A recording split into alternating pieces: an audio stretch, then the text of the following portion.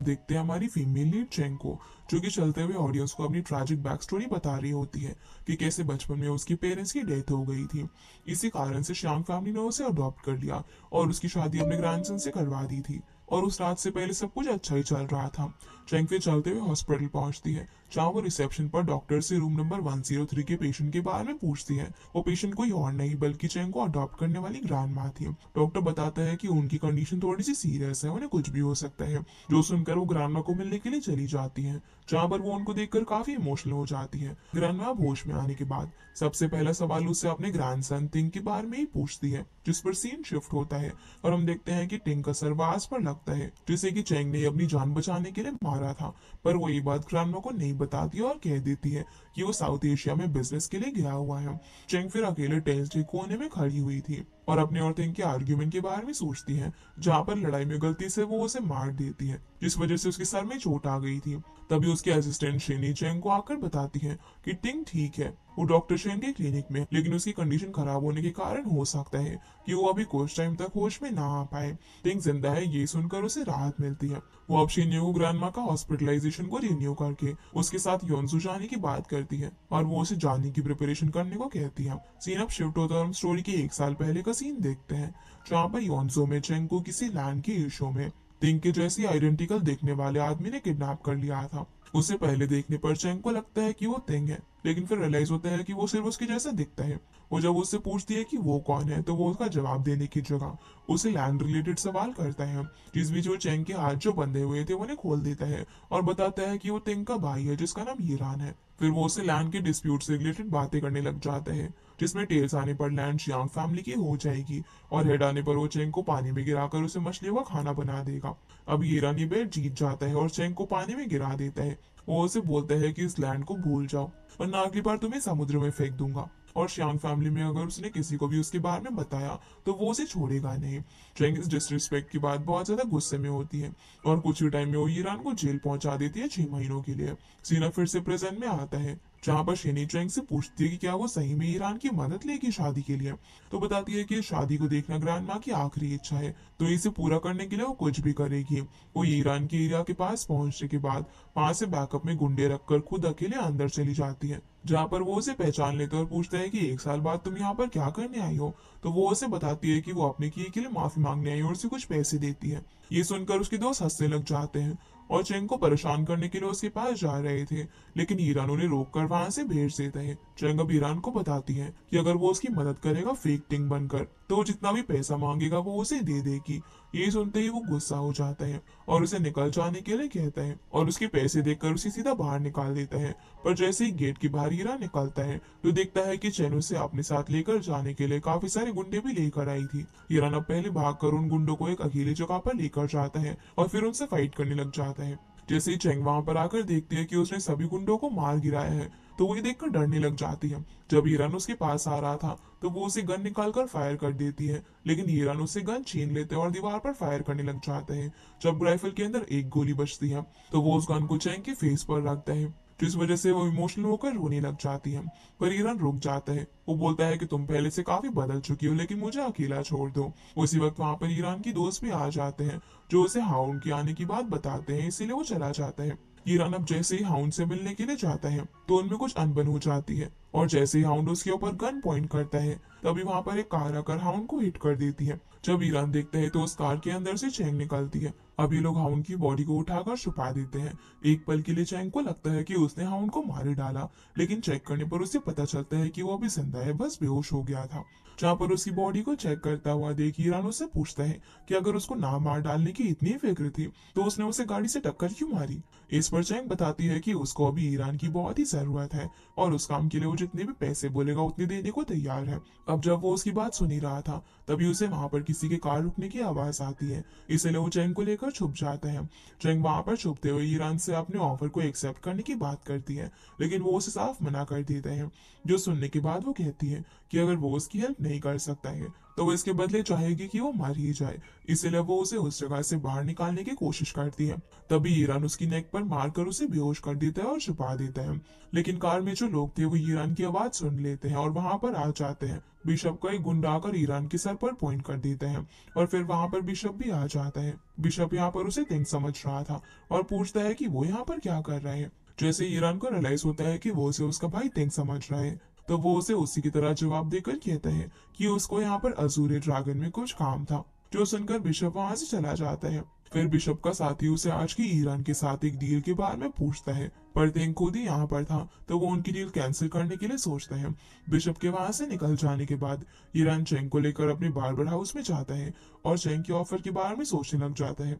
Barber shop में हम देखते हैं कि ईरान बिल्कुल तेंग जैसे ही रेडी होता है और सीन फ्लैशबैक में चला जाता है, जहाँ हम देखते हैं कि चेंग की मुलाकात ईरान से 2-3 बार ही हुई थी, पर वो तीसरी मुलाकात चेंग को याद नहीं थी। जब चेंग रोड क्रॉस कर रही होती है तभी उसे तेंग के जैसा कोई दिखाई देता है।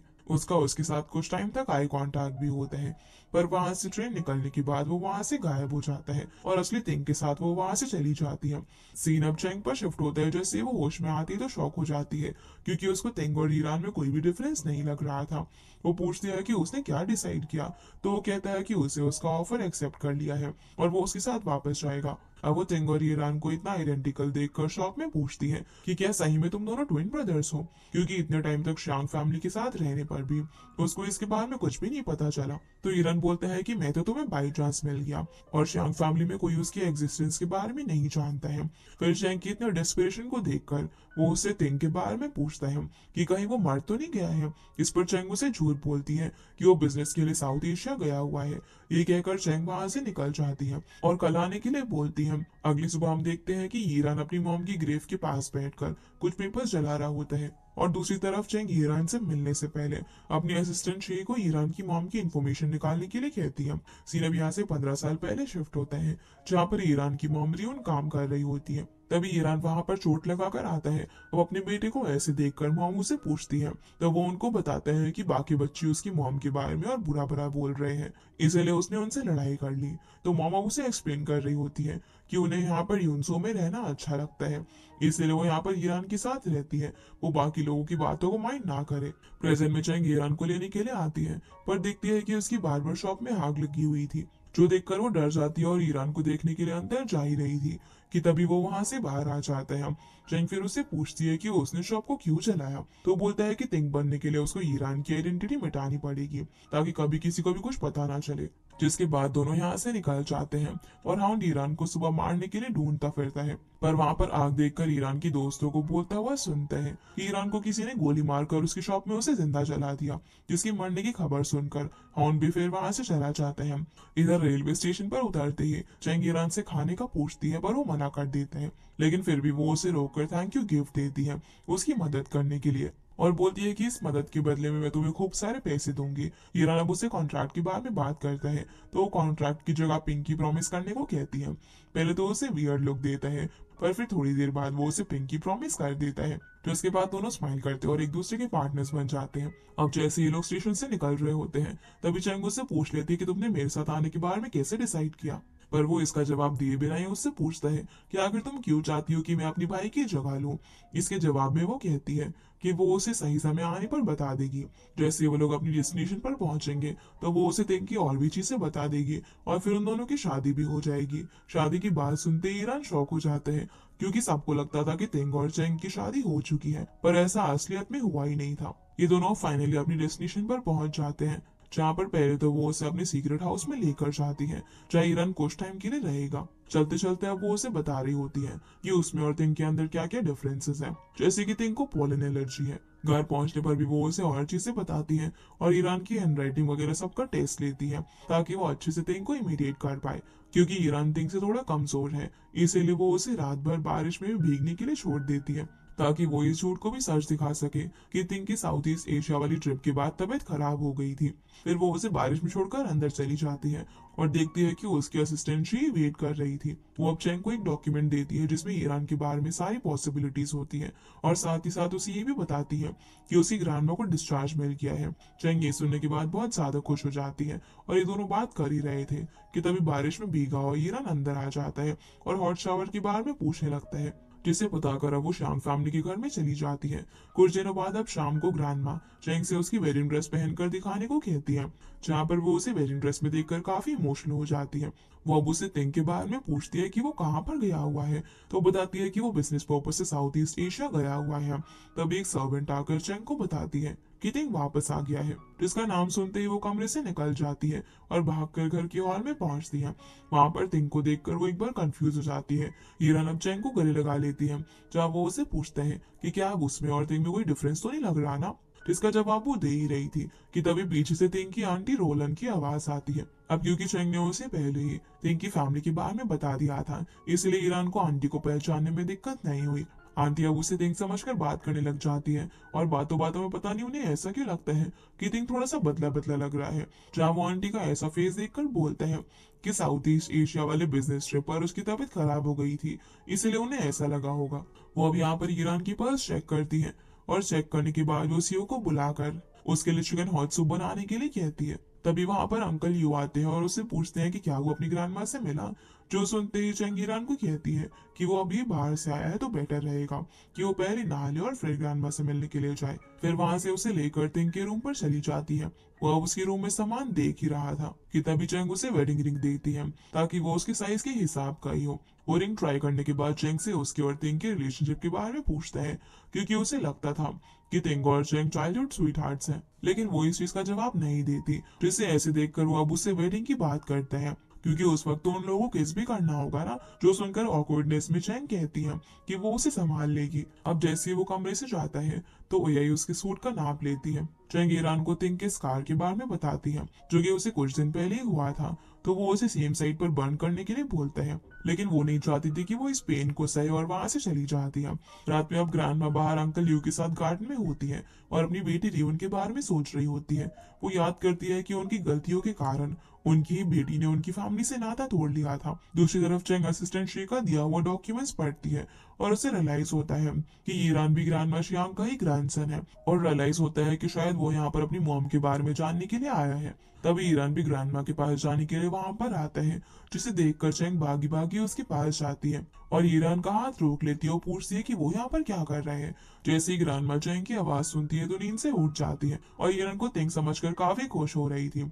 वो उसका हाथ अब चेंग के हाथ में देती है और कहती है कि वो दोनों आराम से जाकर सो जाए, अपनी ग्रैंड माँ की तबीयत के बारे में चिंता ना करे। इसीलिए अब चेंग ईरान का हाथ पकड़कर उसे अंदर लेकर जाती है और उससे उसका शांग फैमिली में आने का रीजन पूछती है, जिस पर वो बताता है कि उसको उसकी मॉम का रिवेंज लेना था, पर अभी उसको उसकी सिस्टर इन लॉ से शादी करनी पड़ रही है। ईरान फिर उससे पूछता है कि तिंग को भी कुछ हुआ होगा ना, तभी वो उसे उसकी जगह पर लेकर आई है। वो अब चेंग को सोफे पर बैठने के लिए बोलता है, फिर वो उसे ग्लास का टुकड़ा दिखाता है जिस पर तिंग का खून लगा हुआ था। उस टुकड़े को देखकर वो शॉक हो जाती है। हिरन बोलता है कि उन दोनों की सीक्रेट्स है, तो बेटर ये रहेगा कि वो दोनों एक दूसरे के सीक्रेट्स को संभाल कर रखें और उनके बारे में एक दूसरे से क्वेश्चन ना करे। ग्लास का टुकड़ा देखकर वो ऑलरेडी शॉक में थी। अब वो ये बोलकर चली जाती है कि कल शादी है तो वो अच्छे से सो जाए। अगले दिन अब चेंग और ईरान की शादी होती है। स्टार्टिंग में चेंग थोड़ी सी नर्वस थी, पर ईरान जब उसे सेफ फील करवाता है तो उसकी नर्वसनेस खत्म हो जाती है। आइल पर अब वो दोनों फाइनली वेडिंग वाउस लेते हैं। उसे शादी करने के लिए हाँ बोलता है, लेकिन जब चेंग की बारी आती है तो वो थोड़ा सा पास में चली जाती है, जहाँ पर उसे याद आता है कि कैसे उसे तिंग अच्छे से ट्रीट नहीं करता था और उसे अब्यूज करता था। पर जैसे ही ईरान उसको पूछता है तो रियलिटी में वापस आकर उसे हाँ में जवाब देती है। वाउस कंप्लीट होने के बाद दोनों रिंग एक्सचेंज करते हैं और अब चर्च के फादर उन्हें किस करने के लिए कहते हैं। पहले तो चेंग चीक्स पर किस करती है, लेकिन जब फादर उन्हें फिर से किस करने के लिए बोलते हैं तो ईरान आगे बढ़कर उसे किस कर देता है। घर पहुंचने के बाद अब सबसे पहले चेंग ईरान को चाटा मारती है, क्योंकि उसने उसे सभी के सामने किस कर दिया था। पहले तो ईरान को समझ नहीं आता कि ये सब क्या हुआ, पर जब असिस्टेंट शानी बताती है कि वो चेंग की फर्स्ट किस थी तो वो ऑकवर्डनेस से वहां से निकल जाता है। अब वेडिंग की शाम को शियांग फैमिली में एक ट्रेडिशन था टी सर्विंग सेरेमनी का, जिसमें एक के बाद एक ब्राइड और ग्रूम को घर के एल्डर को टी सर्व करनी पड़ती है और बदले में एल्डर्स उन्हें ब्लेसिंग देते हैं। चेंग ने तो टी ग्रैंडमा को दे दी थी, पर जैसे ईरान टी सर्व करने के लिए बैठता है तभी उसकी आंटी आकर टी गिरा देती है और गुस्सा करने लग जाती है। उनको एक फोटो मिलती है जिसमें तिंग स्मोक कर रहा था। उस फोटो को देखकर ग्रैंडमा और बाकी लोग भी बहुत ज्यादा गुस्सा करते हैं। ईरान से पूछने लग जाते हैं कि क्या फोटो में वो है, जिस पर वो साफ साफ मना कर देता है कि इस फोटो में वो नहीं है। अब यहाँ से हम देखते हैं कि जब आंटी महजोंग खेल रही थी तभी उनके जीतने के बाद एक पर्सन उन्हें इन्फॉर्मेशन के नाम पर तिंग का वो स्मोक करता हुआ फोटो दे देते हैं, जहाँ पर ईरान की डिनाई करने पर भी कि वो पर्सन नहीं है, कोई भी उसकी बात नहीं मानता। और अब अपनी ऑथेंटिसिटी दिखाने के लिए उसे अपनी शोल्डर की स्कार को भी दिखाना पड़ता है, जो कि उसे काफी साल पहले ग्रैंडमा के कारण लगा था। जब स्कार देखने की बात पर पहले तो चेंग डर गई थी, क्योंकि वो स्कार ईरान की बॉडी पर नहीं था, लेकिन इस शक को अवॉइड करने के लिए ईरान अपने आप को सफर करवाता है। ईरान अब स्कार चेक करवाने के बाद बिना कुछ आर्ग्यूमेंट करे अपनी ग्रैंडमा की बात मान लेता है और सॉरी बोलने लगता है, लेकिन वो वापस से ऐसी गलती ना करे। तो ग्रैंडमा उसे अंकल ही उसे पिटवाती है, जहाँ उसे मार खाता हुआ देखकर चेंग को बहुत ही दुख होता है। वो ग्रैंडमा से मिन्नतें करती है कि वो रुक जाए, लेकिन ग्रैंडमा मानती नहीं है और ईरान भी अंकल यू को मारना कंटिन्यू करने को कहता है, जिसे दर्द में देखकर चेंग ग्रैंडमा को एक्सक्यूज देने लग जाती है, ये बोलकर कि लास्ट टाइम जब वो यूनसू में गए थे तब किसी ने तिंग को किडनैप कर लिया था, इसलिए उसी ट्रॉमा के चक्कर में और रात में सो नहीं पा रहा था। जो सुनकर ईरान बोलते हैं कि ग्रैंडमा को एक्सक्यूज देने की कोई भी जरूरत नहीं है, ये उसकी गलती है कि उसने स्मोक किया। अब जैसे उन्हें लगता है कि तिंग को अपनी गलती का एहसास हो गया है, तो वो विप अपने हाथ में लेकर उसे मारने वाली होती है कि तभी चैंग बीच में आ जाती है। ग्रैंडमा उसे बीच से हटने के लिए कहती है, पर वो नहीं मानती, तो ग्रैंडमा विप उठाती है चैंग को मारने के लिए, लेकिन होपफुली ईरान विप पकड़ लेता है और ग्रैंडमा को रोक देता है। तभी ग्रैंडमा को सर्जरी की वजह से हार्ट में दर्द उठता है और अंकल यू और बाकी सभी लोग उन्हें लेकर हॉस्पिटल भागते हैं। घर पर अब बस ईरान और चैंग ही बचे हुए थे, जहाँ पर ईरान की ऐसी हालत देखकर चैंग रो पड़ती है और उसे हक करके कंसोल करती है। थोड़ी देर बाद अब वो रूम में जाकर उसकी चोट पर दवाई लगाकर पट्टी बांधती है। तभी ईरान उससे पूछता है कि उसे कभी नहीं लगा था कि चेंग उसे मार से बचाने के लिए उसके बीच में आ जाएगी। इस पर वो बोलती है कि वो नहीं चाहती कि उसके भाई की सजा उसे मिले। फिर वो ईरान को पानी पिलाती है और उसे एक चाबी ढूंढने में हेल्प करने को कहती है, जो कि फैंगलोंग बैंक के किसी सेफ की है और वो तिंग का है। पहले तो ये चीज ईरान को काफी अजीब लगती है।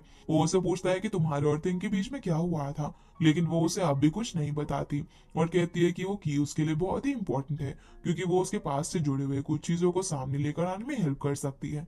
पर ईरान अब उसके कुछ ना बताने के कारण जा ही रहा होता है। तभी चैंग को अंकल यू की आवाज आ जाती है, इसलिए वो ईरान को गले लगाने लग जाती है ताकि किसी को शक ना हो पाए, जिससे ये ईरान को काफी अजीब लगता है, लेकिन वो भी एक्टिंग करने लगता है। रात में आप सोने से पहले कमरे में ईरान एक बुक खोलता है जिसमें एक कॉलर पेन था। ईरान को उस कॉलर पेन और बुक को लेता हुआ देखकर चेंग उन्हें अपने तकिए के नीचे रख लेती है और वो उसे सोफे पर सोने के लिए कहकर खुद बेड पर सो जाती है। सोते वक्त रात में चेंग को उसके बचपन में उसकी फैमिली के साथ हुई कुछ चीजें याद आती है जो उस कॉलर पिन से रिलेटेड थी, जिनसे डर कर वो उठ जाती है और अपने आप को काम डाउन करती है।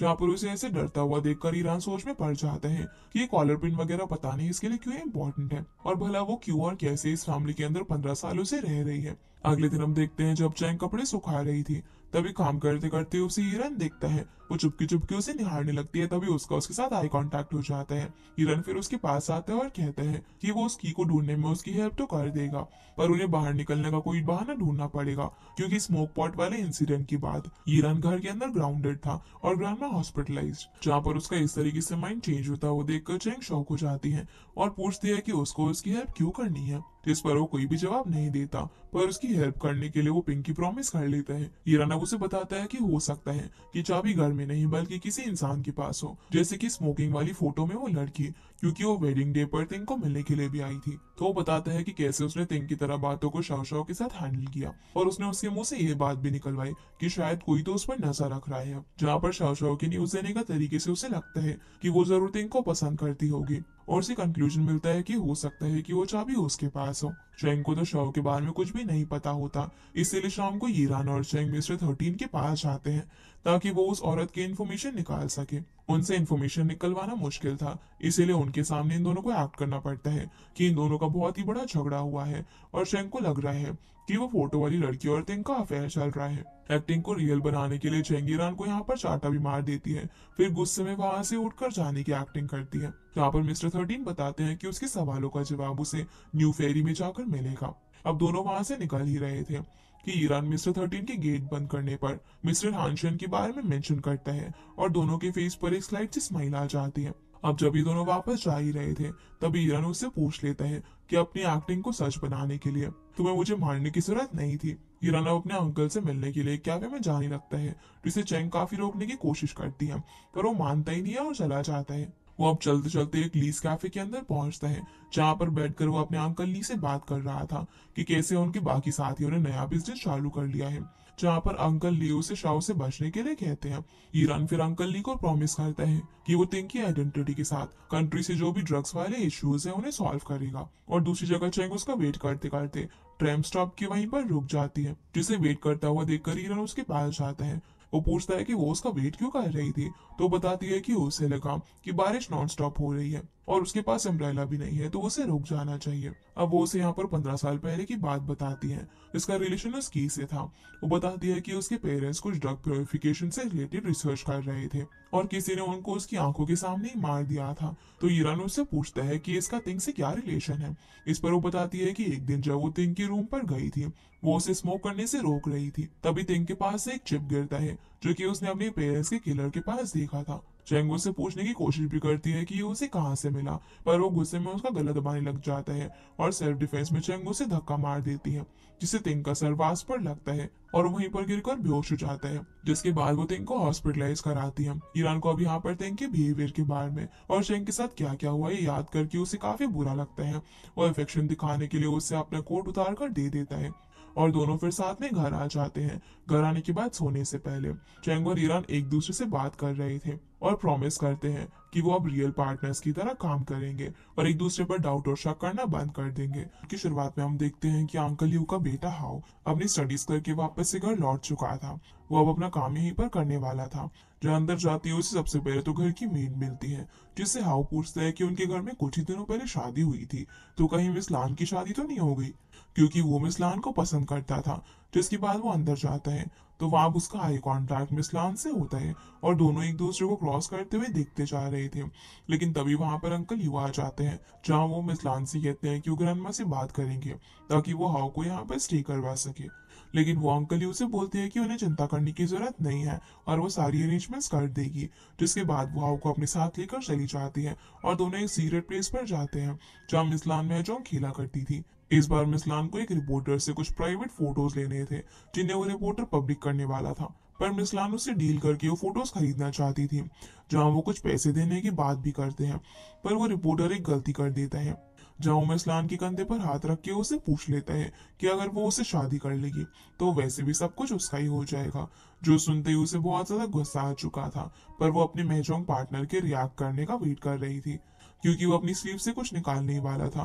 पर उसे पहले ही हाउस रिपोर्टर पर अटैक कर देता है। वो उस रिपोर्टर को गुस्से में मारने भी वाला था, लेकिन मिसलान उसे रोक देती है और फोटोज लेकर वहां से चली जाती है।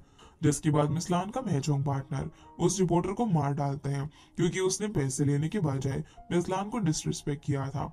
इधर मिसलान हाउ से थोड़ा सा गुस्सा होती है, क्योंकि उसने बिना कुछ सोचे समझे उस रिपोर्टर पर अटैक कर दिया था और वो रिपोर्टर इसके बदले कुछ भी कर सकता था। लेकिन तभी चलते चलते उनका पैर मुड़ जाता है और वो चल नहीं पा रही थी, जिसकी वजह से वो हाउ से मदद मांगती है।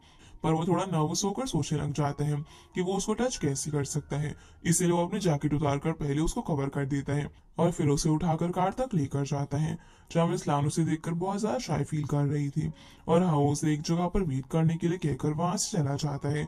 एकदम से बारिश भी शुरू हो चुकी थी और मिसलान भीग रही थी, पर तभी हाउ वहां पर अम्ब्रेला लेकर आ जाता है और उसको भीगने से बचा लेता है। मिसलान उसे देखकर स्माइल करने लग जाती है। वो उससे पूछती है कि वो बाहर पढ़ने गया था तो वहां पर क्या काम करता था, जिस पर हाउ बताता है कि वो एक बॉक्सर है, जिसकी वजह से मिसलान उसे जॉब पर रख लेती है और कहती है कि वो अब से उसके लिए काम करेगा और उसे प्रोटेक्ट करेगा। दूसरी तरफ हम चैंग को देखते हैं, उसे ये पता चल चुका था कि शाओ न्यू फेरी की ओनर थी। तिंग भी वहां पर हर हफ्ते जाया करता था बिना किसी ओकेजन के, यानी कि शाओ के साथ उसका जरूर कुछ था, जिसके लिए अब चैंग ईरान को सबसे पहले डांस करना सिखाती है, क्योंकि तिंग भी वहां पर शाओ के साथ डांस किया करता था। चार डांस सिखाने के बीच दोनों एक दूसरे के काफी क्लोज आ जाते हैं और ईरान डांस भी सीख जाते हैं।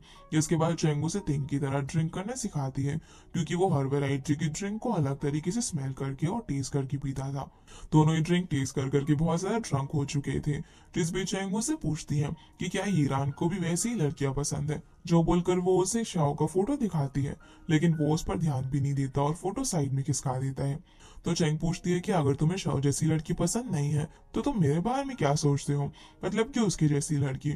एक बार के लिए तो ईरान उसे बोलता है कि वो ना उसकी टाइप की नहीं है, पर जब वो उसे पूछती है कि अगर वो उसकी टाइप की नहीं है तो वो इतना रिस्क उठाकर उसकी मदद क्यों करना चाहता है, तो ईरान अब उसे अपने क्लोज बुला लेता है और वो उसके कानों में कुछ कहने भी वाला था, पर इतना ज्यादा ड्रंक होने की वजह से वो उसके शोल्डर पर गिरकर ही सो जाता है।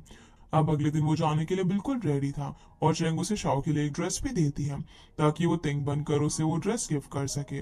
तभी ईरान भी एक बैग निकालता है और चेंग को देते हुए कहता है कि उस बैग में भी एक ड्रेस है। इसलिए अब चेंग भी उसके साथ न्यू फेरी चलती है। अब वो जैसी ड्रेस पहनकर बाहर आती है तो उसे देखकर ईरान स्माइल करने लग जाता है क्योंकि वो उस ड्रेस में काफी ब्यूटीफुल लग रही थी। चेंग उसे बताती है कि उन्हें न्यू फेरी जाने के लिए वीआईपी पासेस की जरूरत होगी और वो उसे अरेंज करने हैं। लेकिन ईरान जवाब में कहती है कि आखिर तिंग को वहां पर जाने के लिए पास क्यों चाहिए। जिसके बाद सबसे पहले ईरान न्यू फेरी पहुंचता है और बिना किसी पास के एंटर कर रहा होता है। एक गार्ड उसे रोकने की कोशिश भी करता है, लेकिन तभी वहां पर शाओ आ जाती है जो कि ईरान को अंदर ले जाती है। और ईरान अब बिल्कुल तिंग की तरह एटीट्यूड दिखा रहा था। वो शाओ के साथ डांस भी करता है जहाँ पर वो कोई भी गलती नहीं करता क्योंकि वो अपने सामने शाओ को नहीं बल्कि चैंग को इमेजिन कर रहा था।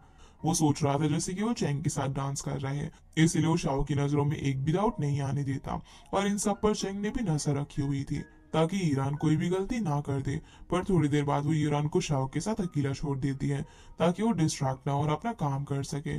जिसके बाद शाओ उसे अपने साथ ड्रिंक करने को ऑफर देती है और वहां पर रखी हुई थी वोडका जो कि ईरान को बिल्कुल भी पसंद नहीं थी। पर फिर भी वो उन ग्लासेस में से बीच वाला ग्लास उठा लेता है और एक ही बार में उसे खाली कर देता है। इस पर शाओ से पूछने लग जाती है कि पहले तो कभी इस तरीके से वो बीच का ग्लास नहीं उठाता था, उसे एक ग्लास खत्म करने में बहुत ही टाइम लगता था।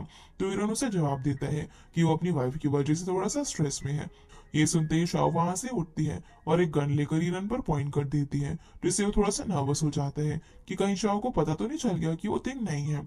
लेकिन वो उसे कहती है कि वो उसे पनिश करना चाहती है क्योंकि उसने अपनी सोलमेट यानी कि शाओ को बुलाकर किसी और से शादी कर ली। जो सुनकर वो थोड़ा सा शांत हो जाते हैं क्योंकि शाओ उसके साथ बस मजाक कर रही थी। जिसके बाद वो चेंज करने चली जाती है। इतने में ईरान उसके रूम में होगी ढूंढने लग जाता है और शाओ से पूछता है कि उसी घर में जो उसके स्मोक करते हुए फोटोज भेजे गए थे, आखिर वो फोटोज किसने भेजे हो सकते हैं। शाओ से रिपोर्टर हुआंग का नाम बताती है और वो ईरान से पूछने ही वाली थी कि वो तो उसके लिए अब्रॉड से इतनी सारी लिलीज लेकर आया था जबकि उसे लिलीज से एलर्जी थी, तो अब उसकी एलर्जी क्यों नहीं दिख रही। पर इसका जवाब देने से पहले ही ईरान वहां से निकल जाता है और शाओ बाहर आकर अपने रूम की एंट्रेंस पर ही रखी हुई लिली पॉट को देखती है क्योंकि उसके नीचे ही शाओ ने वो की छुपाई हुई थी। उसे शक हो चुका था कि वहां पर कुछ तो गड़बड़ चल रही है क्योंकि जब ईरान शाओ के रूम में उन लिलीज को क्रॉस करते हुए आया तब उसे कोई भी एलर्जी नहीं हुई। जिसके बाद हम मिस लान और हाओ को देखते हैं। ये दोनों भी कांगहाई फार्मास्यूटिकल के सेक्रेटरी से मिलने के लिए आए हुए थे क्योंकि मिस्टर हू ने उनके एरिया से एफिडेरा नाम की सभी ड्रग्स खरीद ली थी और वो उन्हें यूज कर रहा था जिससे कि बाकी लोगों को प्रॉब्लम आ रही थी। और मिस लान भी वही ड्रग को अपनी कंपनी के लिए खरीदना चाहती थी। जो सुनकर मिस्टर ही एक बार के लिए तो उस पर हंसने लग जाते हैं और इंसल्ट करने लगते हैं कि वो एक सिंपल सी वुमेन होकर इतना बड़ा बिजनेस कैसे संभाल रही है जबकि उसके पास कोई एबिलिटी भी नहीं है। और वो ये भी जानते हैं कि उसकी फैमिली में सभी लेडीज कैसे बिजनेस संभाल रही हैं। जो सुनकर हाओ को गुस्सा आ रहा था पर वो मिस लान की ऑर्डर देने का वेट कर रहा था। तभी मिस्टर ही यहाँ पर लान की ओर भी ज्यादा इंसर्ट करने लग जाता है और उसका हाथ भी पकड़ लेता है जिससे कि हाउ से अब कंट्रोल नहीं होता। वो एक वाइन ग्लास उठाकर मिस्टर ही के सर पर सारी वाइन गिरा देता है और वाइन बॉटल को उसके ऊपर पॉइंट करके कहता है कि वो उसे यहाँ से भागने के लिए सिर्फ 10 सेकंड दे रहा है। जो देखकर वो चला जाता है और हाउ को रियलाइज होता है कि उसने लान को वापस से एम्बैरेस कर दिया जिसके लिए वो सॉरी भी बोलने वाला था। पर वो उसे देखकर स्माइल करने लग जाती है क्योंकि वो उससे इम्प्रेस हो गई थी। इसीलिए दोनों साथ में एंजॉय करने के लिए ड्रिंक करते हैं। जिसके बाद घर जाने के लिए हाउ लान को कार से ड्रॉप भी करने वाला था पर किसी वजह से उनकी कार भी खराब हो जाती है। तो हाउ लान के लिए खुद एक हॉर्स कार्ट चलाकर वहां पर लेकर आता है और उसे उसमें बैठने के लिए कहता है और उस कार्ट को चलाकर उसे घर ड्रॉप करता है। ये मोमेंट दोनों काफी इंजॉय करते और काफी खुश भी थे।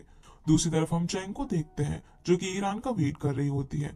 वो सोच रही थी कि वो आखिर शाओ के साथ क्या कर रहा होगा, लेकिन तभी ईरान वहां पर आ जाता है और चैंग के पूछने पर उससे कहता है कि उसने वो सब कुछ किया जो कि उसे वहां पर करना था। ये सुनते ही वो थोड़ा जेलिस फील करने लग जाती है और वो ईरान की तरफ एक सूप आगे बढ़ाकर कहती है कि वो सूप अंकल यू ने उसके लिए बनाया है ताकि उसकी फिजिकल हेल्थ अच्छी रहे। लेकिन उन दोनों के बीच तो कुछ था ही नहीं, तो वो न्यूज सूप की जरूरत नहीं थी। पर क्योंकि ईरान शाह से मिलने के लिए जा रहा था तो शायद वो सूप उसकी मदद कर सके। जो सुनते ही वो सूप को पीने से मना कर देता है और कहता है कि चेंग जैसे सोच रही है। वैसे तो ईरान ने वहां पर कुछ किया भी नहीं है और वो कुछ ऐसा वैसा करेगा भी नहीं। इसके बाद उससे पूछती है कि क्या वो वहां से कुछ लेकर आया है। तभी ईरान एक फ्लावर से भरा हुआ बैग लेकर चेंग की तरफ बढ़ता है और उस फ्लावर को देखते हुए कहता है कि वो फ्लावर्स उससे रास्ते में दिख गए थे। उसने सोचा कि उसे चैंग के लिए लेने चाहिए, जो देखते ही चैंग बहुत ज्यादा खुश हो जाती है। और ईरान भी मन में यही सोचकर खुश हो रहा था कि उसने पहली बार किसी के लिए इतना कुछ किया है। वो पहली बार किसी की इतनी मदद कर रहा था और उनकी खुशी के लिए भी सोच रहा था। अब अगले दिन ईरान अपने हाथ में फ्लावर पॉट लेकर घर के अंदर आ जाता है और सभी लोग शौक थे क्योंकि तिंग को पॉलन से एलर्जी थी। यही सवाल अंकल यू भी ईरान से पूछते हैं, लेकिन वो उन्हें जवाब देता है कि जब वो अब्रॉड गया था तो उसकी एलर्जी किसी वजह से ठीक हो गई। जो सुनते ही चैंगो से जल्दी से अंदर लेकर चली जाती है और उसे समझाती है कि उसने सभी लोगों से ये झूठ क्यों बोला। ईरान बोलता है कि ये सिर्फ एक एलर्जी की तो बात है ना, उसे कोई कैंसर थोड़ी हुआ था जो कि ठीक नहीं हो सकता। चैंग अब उसे ऐसे बिहेव करने का असली रीजन बताती है और कहती है कि एक दिन तिंग वापस इस घर में आ जाएगा, तब ईरान का क्या होगा। यही सब सोचने की वजह से चैंग उसे इस झूठ से थोड़ा सा डर गई थी। जो सुनकर ईरान भी थोड़ा इमोशनल हो जाता है क्योंकि एक दिन उसे इस घर से और चैंग से दूर जाना था, लेकिन वो उससे बोलता है कि जब तक वो यहाँ पर रहेगा तब तक वो दोनों इन फ्लावर्स को एंजॉय करेंगे। ये सुनते ही चैंग को अपनी मॉम की भी याद आ जाती है क्योंकि वो दोनों भी इस तरीके से फ्लावर प्लांट करती थी और साथ में टाइम स्पेंड करती थी, जिसकी वजह से अब वो भी चैंग के साथ मिलकर अपने रूम में फ्लावर्स लगाने लग जाती है और काफी खुश होती है क्योंकि ईरान उसे बहुत ही ज्यादा समझता था और जानता था कि चैंग को क्या पसंद है। जिसके बाद हम हाव को देखते हैं जो कि लान से मिलने के लिए जाता है। एक बार फिर वो उसकी ब्यूटी को देखकर डिस्ट्रैक्ट हो गया था, पर फिर उसे याद आता है कि एक बार जब वो लान से मिला था तो लान का इयररिंग नीचे गिर गया था, जिस वजह से उसने उसे फेंकने को कह दिया। लेकिन उसने वो इयररिंग संभाल कर अपने पास रख लिया था क्योंकि वो उसे कुछ ज्यादा ही एडमायर करता था। तभी लान उससे पूछती है कि बाहर इतना शोर क्यों हो रहा है और वहां पर क्या चल रहा है। तो वो बताता है कि तिंग की पॉलन एनर्जी ठीक हो गई है, वो फ्लावर्स लेकर घूम रहा है। जो सुनते ही लान शॉक हो जाती है क्योंकि उसने आज तक तिंग को हर एक ड्रग देकर टेस्ट किया था और उसकी एलर्जी कभी भी ठीक नहीं हो पाई। इसलिए वो उसी वक्त उससे मिलने के लिए चली जाती है जहाँ पर ईरान पहले से ही चैंग के साथ बैठा हुआ था।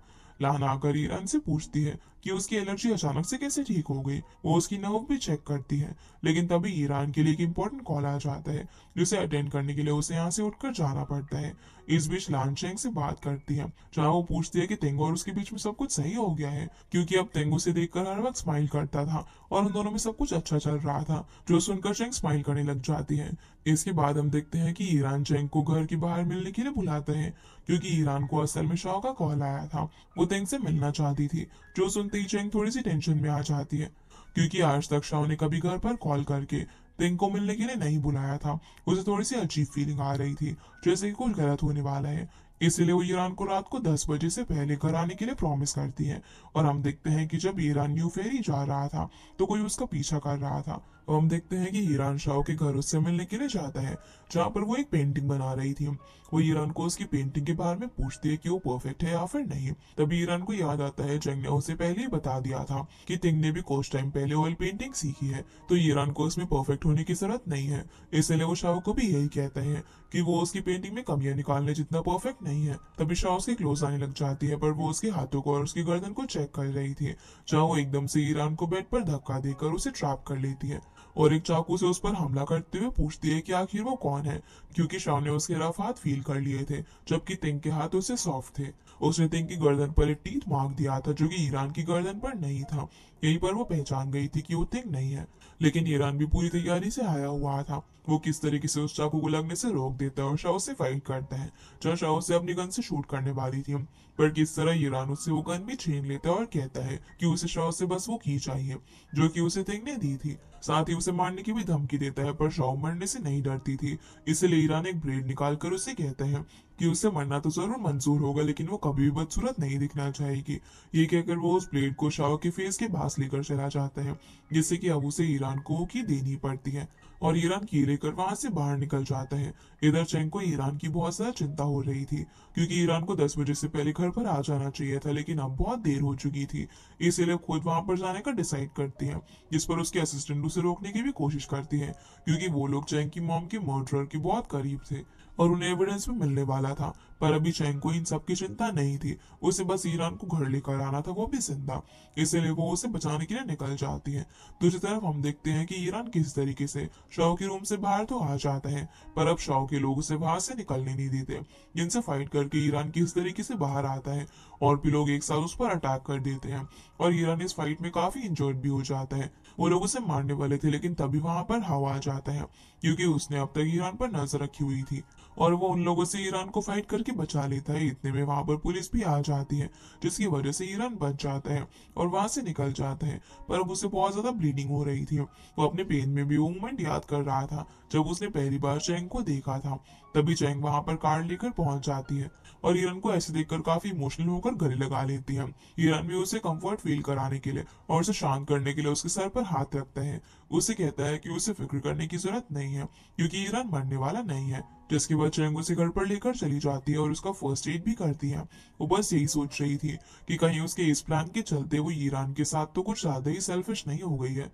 पर उसके असिस्टेंट उसे समझाती है कि उसने कुछ भी गलत नहीं किया है, क्योंकि उनके पास और कोई चॉइस नहीं थी। तभी चैंग को उसकी आंटी यानी कि लान बात करने के लिए बुलाती है, जहाँ वो उससे पूछती है कि तिंग ठीक है या फिर नहीं। तो चैंग जवाब दे रही होती है कि वो ड्रेस कर रहा है और ठीक है, लेकिन उससे पहले ही लान उसे कह देती है कि उस बेड पर लेटे स्ट्रेंजर की बात नहीं कर रही हूँ, वो अपने मिसिंग नेफ्यू थिंग की बात कर रही है। जो सुनते ही चैंग काफी नर्वस हो जाती है, क्योंकि अब लान को भी उनका ये सीक्रेट पता चल चुका था। वो बार बार चैंग से यही पूछ रही थी कि आखिर उसका नेफ्यू ठीक है या फिर नहीं, जिसकी वजह से चैंग को असली थिंग के पास लान को लेकर जाना ही पड़ता है, जहाँ वो लान को सब कुछ बता देती है कि कैसे थिंग ने चैंग के साथ बिहेव किया था, और जब थिंग ने उसे मारने की कोशिश की तो उसने सेल्फ डिफेंस में उसे हिट कर दिया। जो सुनकर लान को रियलाइज होता है। वो चैंग से कहती है कि उसकी कोई भी गलती नहीं है, क्योंकि गलती उनकी फैमिली की है, जिन्होंने थिंग की ऐसी हरकतों पर ध्यान नहीं दिया।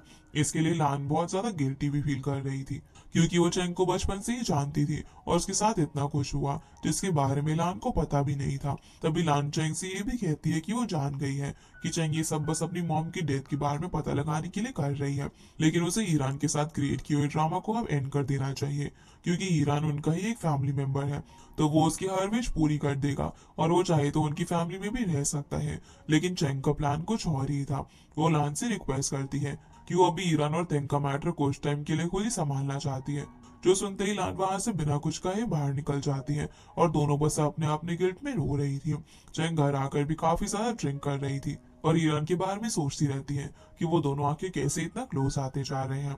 चैंग उसके बारे में इतना क्यों सोच रही है। दूसरी तरफ ईरान को भी होश आ चुका था। वो चैंग को ढूंढते ढूंढते उसके रूम में आ जाता है, जहाँ चैंग तो ड्रंक होने की वजह से सो रही थी। तभी उसका ध्यान उसके हाथ पर पड़ता है, जहाँ पर कट लगने का एक बहुत ही पुराना निशान था। उसे देखकर ईरान को याद आता है कि शायद वो चैंग से पहले भी मिल चुका है, क्योंकि बचपन में वो जब चैंग के साथ एक कार में बैठा था तब चैंग के हाथ में कट लग गया था, और ये वही कट का निशान था जो कि अभी ईरान देख पा रहा था। यहाँ वो चैंग के पास बैठकर सोचने लग जाता है कि उन दोनों का मिलना तो बहुत पहले से ही उनकी डेस्टिनी ने डिसाइड कर लिया था, पर फिर भी वो एक दूसरे के क्लोज नहीं आ सकते थे। ये रिग्रेट हमेशा ईरान को रहने वाला था।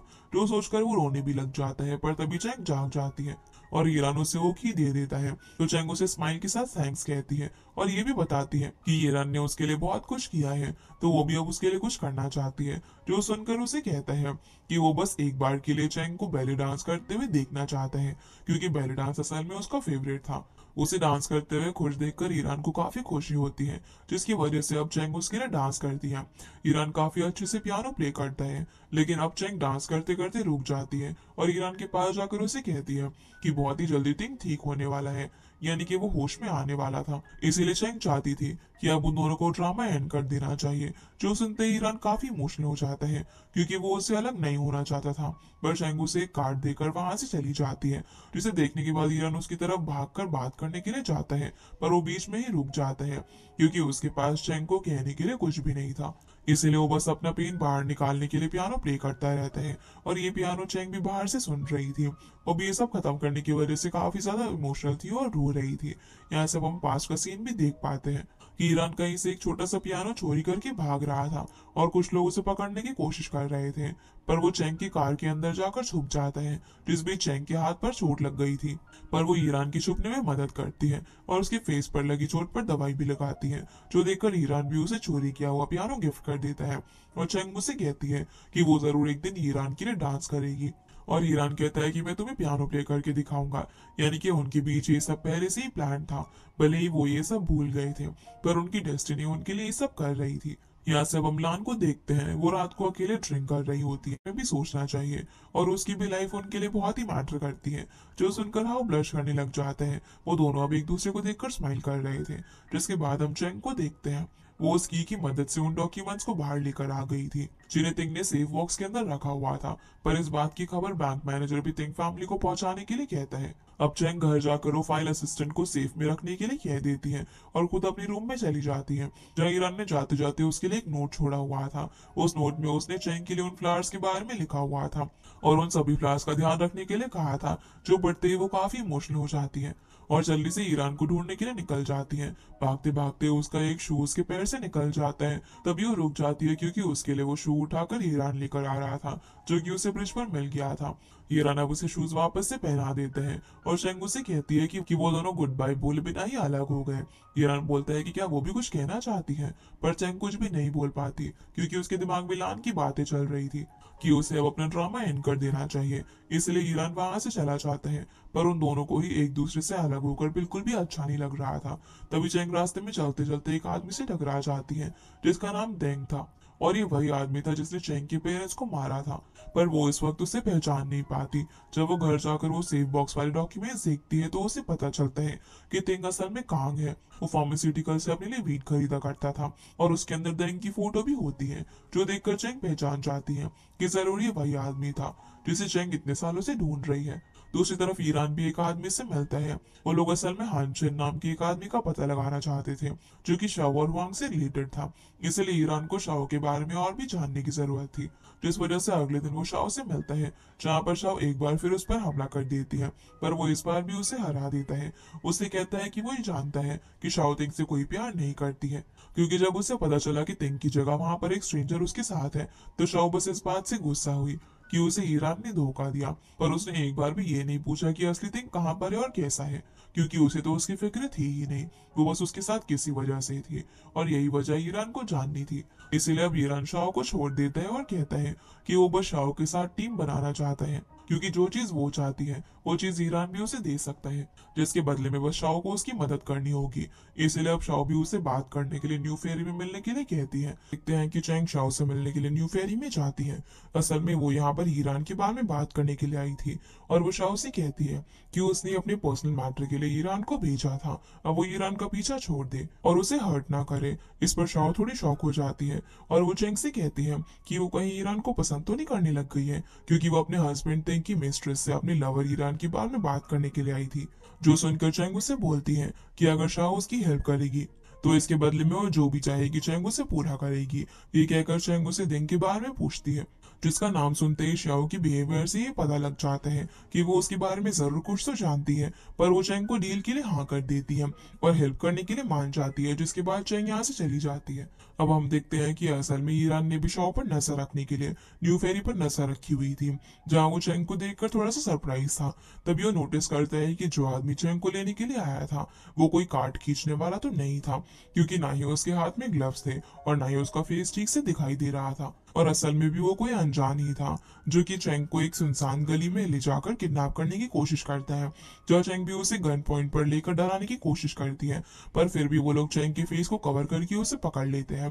तभी कोई चेंग को वहां पर बचाने के लिए आ जाता है, और जैसे ही चेंग अपने फेस से कवर हटाती है, तो उसके सामने उसकी असिस्टेंट थी, जो चेंग से बोलती है कि उसने तो बस उन दो लोगों को वहां से भागते हुए देखा, जैसे कि किसी ने उन्हें मारकर वहां से भगाया हो। ये सुनते ही चेंग समझ जाती है कि वो कोई और नहीं बल्कि ईरान होगा, जिसने कि उसे प्रोटेक्ट किया। इसीलिए वो उसे वहां पर ढूंढने लग जाती है, लेकिन वो उसके सामने नहीं आता और छुपकर वहां से चला जाता है, जिसके बाद चेंग बहुत ज्यादा दुखी हो गई थी। इसीलिए वो अकेले ही वॉक करके आने का डिसाइड करती है, और हम देख पाते हैं कि ईरान अब भी उसे कुछ कदम दूर चलकर उसे प्रोटेक्ट कर रहा था। जिसके बाद ईरान शाओ से मिलने के लिए जाता है, जहाँ पर ईरान उससे बस हुआंग के बारे में जानना चाहता था कि आखिर ये हुआंग कौन है। तब शाओ उसके सामने एक डील रखती है कि अगर ईरान हुआंग से उसकी हर चीज, यानी कि उसका फेम और उसका पैसा सब कुछ छीन कर शाओ को दे पाएगा, तो ही वो हुआंग को उसके सामने लाने की कोशिश करेगी, क्योंकि वो हर एक चैरिटी बैंकेट ऑर्गेनाइज करती थी और उसमें हुआंग भी जरूर आता था। तो वो जगह ईरान के लिए बेस्ट थी हुआंग से मिलने के लिए। और असल में शाओ न्यूज चैरिटी बैंकेट की डायरेक्टर थी। उसे बस एक बार कोई इन्वेस्टर चाहिए था जो कि बैंकेट को अरेंज कर सके। तो इस पर ईरान अब इन्वेस्टर बनने पर हाँ कर देता है, क्योंकि अगर वो कोई और इन्वेस्टर के आने जितना वेट करता तो चेंग की लाइफ को हुआंग से खतरा हो सकता था। यहाँ पर शाओ ईरान को कुछ चीजें भी समझा देती है कि कैसे उसे कल तिंग बनकर ही हुआंग के सामने आना है, क्योंकि हुआंग बहुत ही ज्यादा खतरनाक इंसान था और अगर ईरान पर उसे थोड़ा सा भी डाउट होता तो उसकी जान भी जा सकती थी। इसके बाद हम हुआंग को देखते हैं, जो कि असल में तिंग था, जिसने की चेंग की मॉम को मारा था। वो अपनी बेटी के साथ खेल रहा होता है, तभी उसका एक आदमी उसे चैरिटी बैंकेट के बारे में बताने के लिए आता है।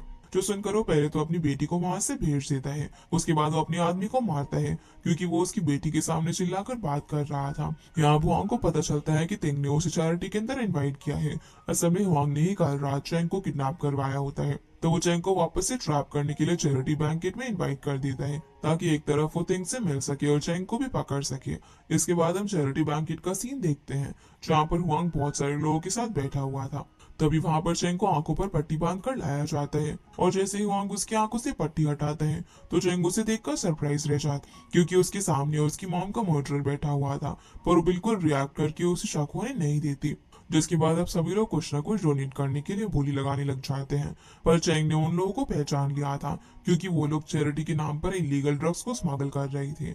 और यह हुआंग भी चेंग से पूछता है कि वो कुछ भी डोनेट करने के लिए क्यों नहीं लेकर आई है, जबकि उसके हस्बैंड यानी कि तिंग के पास तो बहुत सारी रेयर चीजें हैं, जैसे कि जो सेफ बॉक्स में पड़ी थी। ये सुनते ही चैंग थोड़ी सी नर्वस हो जाती है, क्योंकि अगर वो हुआंग को बता देती कि उस सेफ बॉक्स के अंदर क्या था तो हुआंग उस रेयर चीज को लेने के लिए कुछ भी कर सकता था और चैंग के हाथ से एविडेंस जा सकता था, जिसकी वजह से वो थोड़ी नर्वस होकर सोचने लग जाती है कि उसे क्या जवाब देना चाहिए। तभी अचानक से एंट्री होती है ईरान की, जो कि वहां पर शाओ के साथ आया था। वो उन सभी को कहता है कि वो लोग उसके बिना बैंकेट भला कैसे चालू कर सकते हैं। इतना कहकर वो स्माइल करते हुए चैंग के पास जाकर बैठ जाता है। वो चैंग से बिल्कुल ऐसे ही बात कर रहा था जैसे वो दोनों साथ में वहां पर आए हो और हस्बैंड वाइफ की तरह रह रहे हो। पर कहीं ना कहीं हुआंग को कुछ तो पता चल जाता है, जिसकी वजह से वो ईरान से कहता है कि उसकी वाइफ ने चैरिटी बैंकेट के लिए कुछ भी डोनेट ना करके उनका रूल तोड़ा है, तो अब उसे अपनी वाइफ को सजा देनी होगी। ये सजा असल में उसके ऊपर वाइन बॉटल को हिट करने की थी, जिसका एग्जाम्पल भी हुआंग अपने ही एक आदमी के सर पर वाइन बॉटल हिट करके ईरान को देता है। और अब ईरान को ना चाहते हुए भी वो वाइन बॉटल हाथ में उठाने पड़ती है। सभी लोगों की नजर उस पर ही थी कि वो अपनी वाइफ को ना मारकर एक पालतू डॉग बनेगा या फिर हुआंग के लिए लॉयल बनेगा। जहाँ पर ईराना वाइन बॉटल उठाते ही हिट तो करता है, पर चैंग की जगह वो वांग के ही आदमी को हिट कर देता है और सभी को कहता है कि वो साउथ ईस्ट एशिया इसलिए नहीं गया था कि कोई उसे एक पालतू डॉग बुलाए, जबकि वो तो साउथ ईस्ट एशिया में मरते मरते बचा था और उससे उसने एक ही चीज सीखी थी कि वो किसी से भी नहीं डरेगा। यही एटीट्यूड वांग को पसंद नहीं आता। वो ईरान के सर पर गन पॉइंट कर देता है, लेकिन तभी शाओ अपनी गन निकाल कर हवा में फायर कर देती है और उस चैरिटी पार्टी को खत्म करते हुए बोलती है कि बहुत जल्दी मिस्टर बा वापस से आने वाले हैं। अगर उन्हें पता चला कि यहाँ पर इतना सब कुछ चल रहा है तो वांग को उनकी रिस्पॉन्सिबिलिटी लेनी होगी। जो सुनते ही वांग उस वक्त के लिए ईरान और चैंग को छोड़ देता है और ईरान वहां से चैंग के साथ चला जाता है। जो इसके बाद ईरान उसे उसके घर पर ड्रॉप करने के लिए जाता है और वो चैंग को समझाता भी है कि उसे हुआंग से दूर रहना चाहिए, क्योंकि वो बहुत ही ज्यादा खतरनाक इंसान था। चैंग उससे पूछती भी है कि आखिर वो यहाँ पर क्या कर रहे हैं, क्योंकि उसे नहीं पता था कि ईरान तो वहां पर उसे प्रोटेक्ट करने ही आया था। पर वो उसे कुछ भी नहीं बताता और वहां से जाने लगता है। तभी उसके सामने मिस्टर 13 आ जाता है। वो अपने कुछ लोगों के साथ मिलकर चैंग और ईरान को पकड़ लेता है, क्योंकि कुछ दिन पहले वो मिस लान से मिला था और असल में मिस्टर 13 भी किसी वजह से जान चुके थे कि ईरान उनकी फैमिली में तिंग बनकर रह रहा था। जब ये बात लान को पता चलती है तो वो 13 को यांग फैमिली का ध्यान रखने का काम दे देती है, क्योंकि मिस्टर 13 लान को पसंद करता था। तो वो भी मिस लान की फैमिली को अपनी फैमिली समझकर प्रोटेक्ट करने के लिए मान जाता है, क्योंकि लान तो अपनी एक बिजनेस ट्रिप पर जाने वाली थी और मिस्टर 13 भी हाउ को लान का ध्यान रखने के लिए कहता है, जबकि हाउ भी मिस लान को पसंद करता था।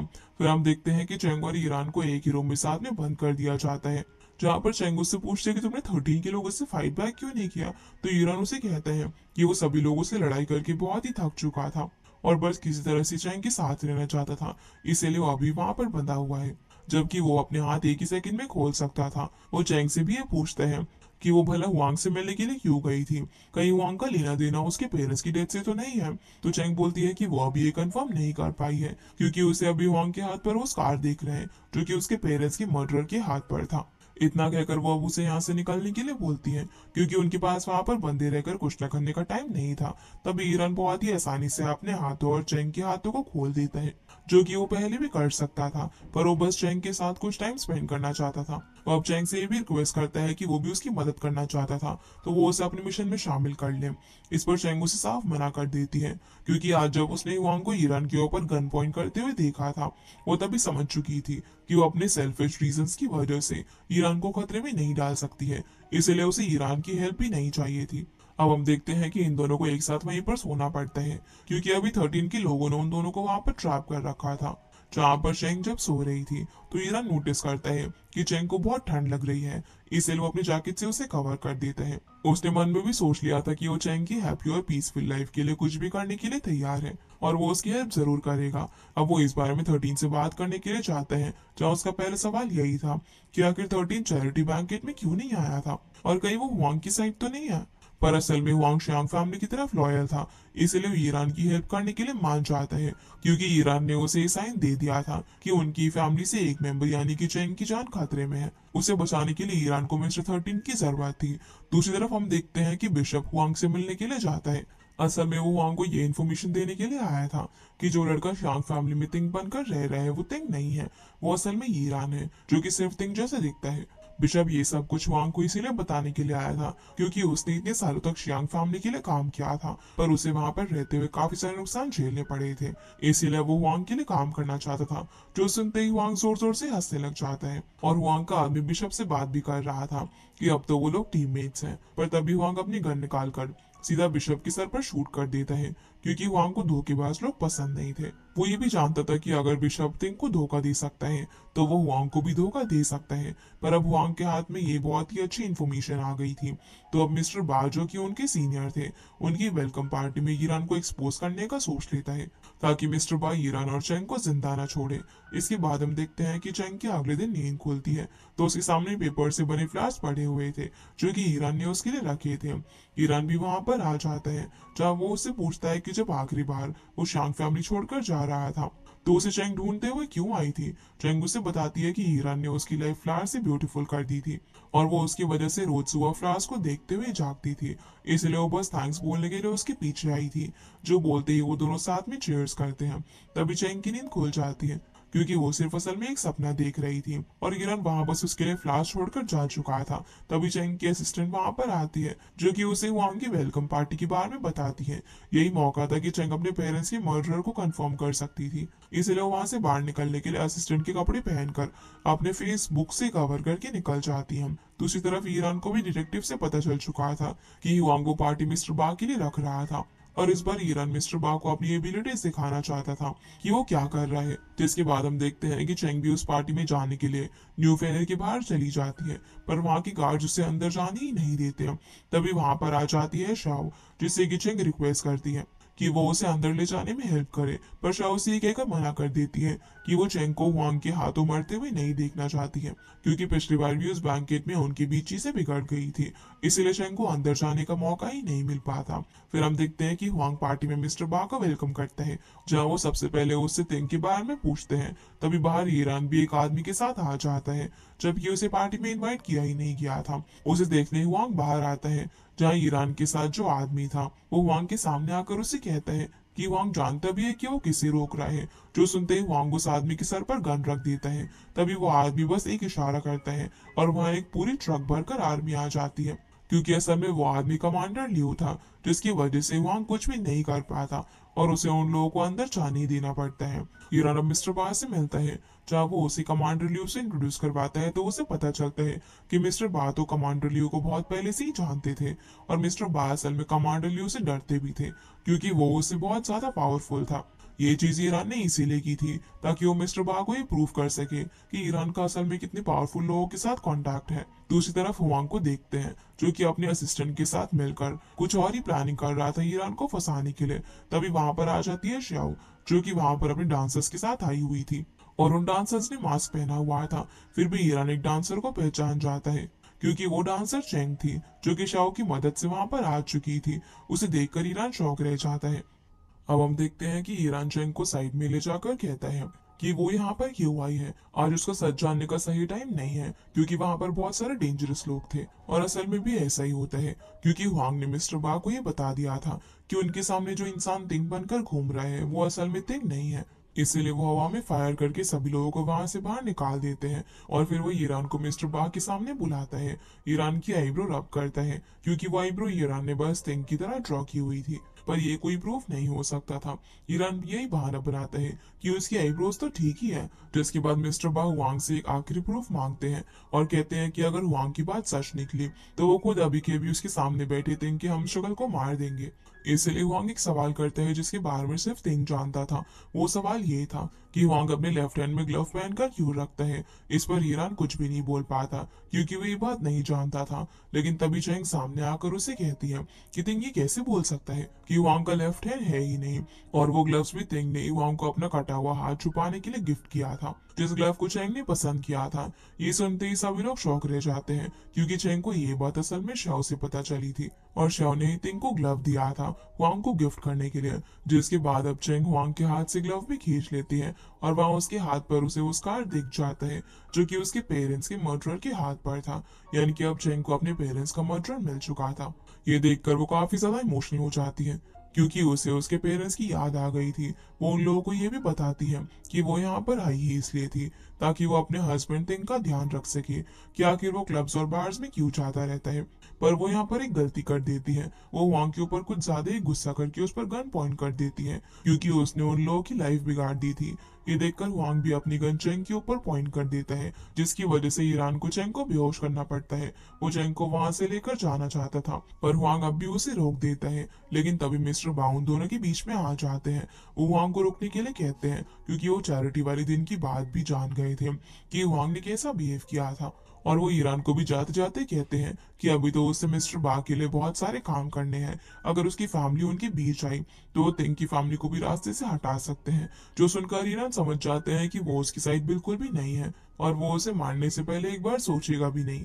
फिर हम देखते हैं कि ईरान चेंग के साथ कार में बैठा हुआ था। जब चेंग को होश आता है तो वो ईरान से थोड़ा सा गुस्सा होती है, क्योंकि ईरान ने उसे बेहोश कर दिया था। इस पर ईरान बोलता है कि वो दोनों साथ मिलकर हुआंग से बदला ले सकते हैं और चेंग को कुछ भी अकेले करने की जरूरत नहीं है। पर वो इस पर मना करके कार से निकल जाती है। और जब ईरान उसके पीछे जाता है तो ईरान को गुस्से में यही कह देती है कि कहीं वो उनकी शादी को सच तो नहीं मान रहे हैं और कहीं वो उसे सच में अपनी वाइफ तो नहीं समझने लग गया है, क्योंकि उनकी शादी तो बस एक प्लान का हिस्सा था इस सब तक पहुंचने के लिए।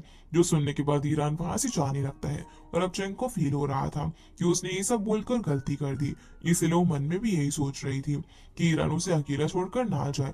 असल में भी ऐसा ही होता है, क्योंकि भले ही ईरान नाराज होकर वहां से जा रहा था, पर वो अचानक से रोककर चेंग से यही पूछता है कि क्या वो उसके साथ डिनर करना पसंद करेगी। जो सुनकर वो उसके पास आकर उसे टाइटली हक कर लेती है, क्योंकि वो उससे अलग नहीं रह सकती थी। ये देखकर ईरान भी स्माइल करने लग जाता है। आगे हम देखते हैं कि वांग अब भी मिस्टर बा को यही समझाने में लगा होता है कि उन्हें तेंग की हमशक्ल को मार देना चाहिए था। चेंग भी उनके लिए बहुत ही बड़ा खतरा है। पर तभी मिस्टर बा अपनी तलवार हुआंग के हाथ पर रखते हैं और कहते हैं कि क्या वो भूल गया है कि उसका हाथ कैसे कटा था। असल में 2 साल पहले मिस्टर बा ने पनिशमेंट देने के लिए हुआंग का हाथ अपनी तलवार से काटा था, क्योंकि उसने उनके प्रोडक्ट्स की क्वालिटी लो कर दी थी। और अभी मिस्टर बा उसे यही समझाते हैं कि उन्हें अच्छी क्वालिटी की प्रोडक्ट की जरूरत है, जो कि उन्हें सिर्फ शियांग फैमिली ही प्रोवाइड करवा सकती है। इसलिए उन्हें तिंग से अच्छे रिलेशन रखने हैं, ना कि उसे परेशान करना था, क्योंकि तिंग कमांडर लियो के साथ पार्टी में आया था और कमांडर लियो साउथ रेल लाइन को कंट्रोल करता था। यानी कि मिस्टर बा के जितने भी प्रोडक्ट्स वहां से ट्रांसपोर्ट होते थे उनमें उन्हें कमांडर लियो की हेल्प चाहिए थी। दूसरी तरफ हम देखते हैं कि ईरान और चेंग साथ में डिनर करने के बाद एक साथ ड्रिंक भी करते हैं। यहाँ चेंग ईरान को बता रही होती है कि उसे वाइन पीना क्यों पसंद है, और वो वाइन इसीलिए पिया करती थी क्योंकि उसे पीने के बाद वो अपनी पास की गई मिस्टेक्स और अपने पेरेंट्स की मर्डर वाली मेमोरी को कुछ टाइम के लिए भूल पाती थी। ये सुनकर ईरान भी एक वाइन का ग्लास उठाता है और उसे पी के चैंग को याद दिलाता है कि एक बार चैंग ने उसे शूट कर दिया था और अब वो वाइन पीने के बाद इस चीज को भुला रहा है। दोनों अब एक दूसरे की मिस्टेक्स याद करते हुए एक एक ग्लास ड्रिंक करने लग जाते हैं। इसी बीच चैंग उठकर ईरान से कहती है कि अब वो जो करने वाली है उसे भी ईरान को बुलाना होगा। इतना कहकर वो उसे किस कर देती है और वहां से जाने लगती है, लेकिन वो उसका हाथ पकड़कर उसे रोक देता है और बोलता है कि वो उस किस को कभी भी नहीं भूल पाएगा। ये कहकर वो चैंग को अपनी तरफ खींच लेता है और दोनों वापस से किस करते हैं और वहीं चेयर पर ही सो जाते हैं। अगले दिन अब जब चैंग की आंख खुलती है तो वो ईरान को अपने सामने सोता हुआ देखकर अपनी चेयर भी धीरे से उसके क्लोज लेकर चली जाती है। वो उसके बालों को अपने हाथों से ठीक करने लग जाती है। जब हम नोटिस कर पाते हैं कि ईरान भी जाग चुका था, पर वो चैंग के सामने सोने की एक्टिंग करता है ताकि चैंग उसे टच करती रहे। तभी चैंग की असिस्टेंट वहां पर आ जाती है और वो चैंग को किसी इमरजेंसी के बारे में बताती है। जो सुनते ही ईरान भी एकदम से बोल पड़ता है कि क्या इमरजेंसी हुई है।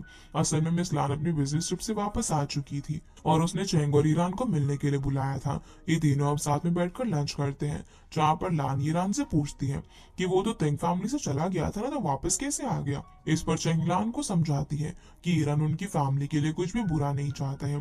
पर लान भी चैंग से बोलती है कि वो ये बात पहले से ही जानती है, इसीलिए उसने ईरान को भी लंच पर बुलाया था।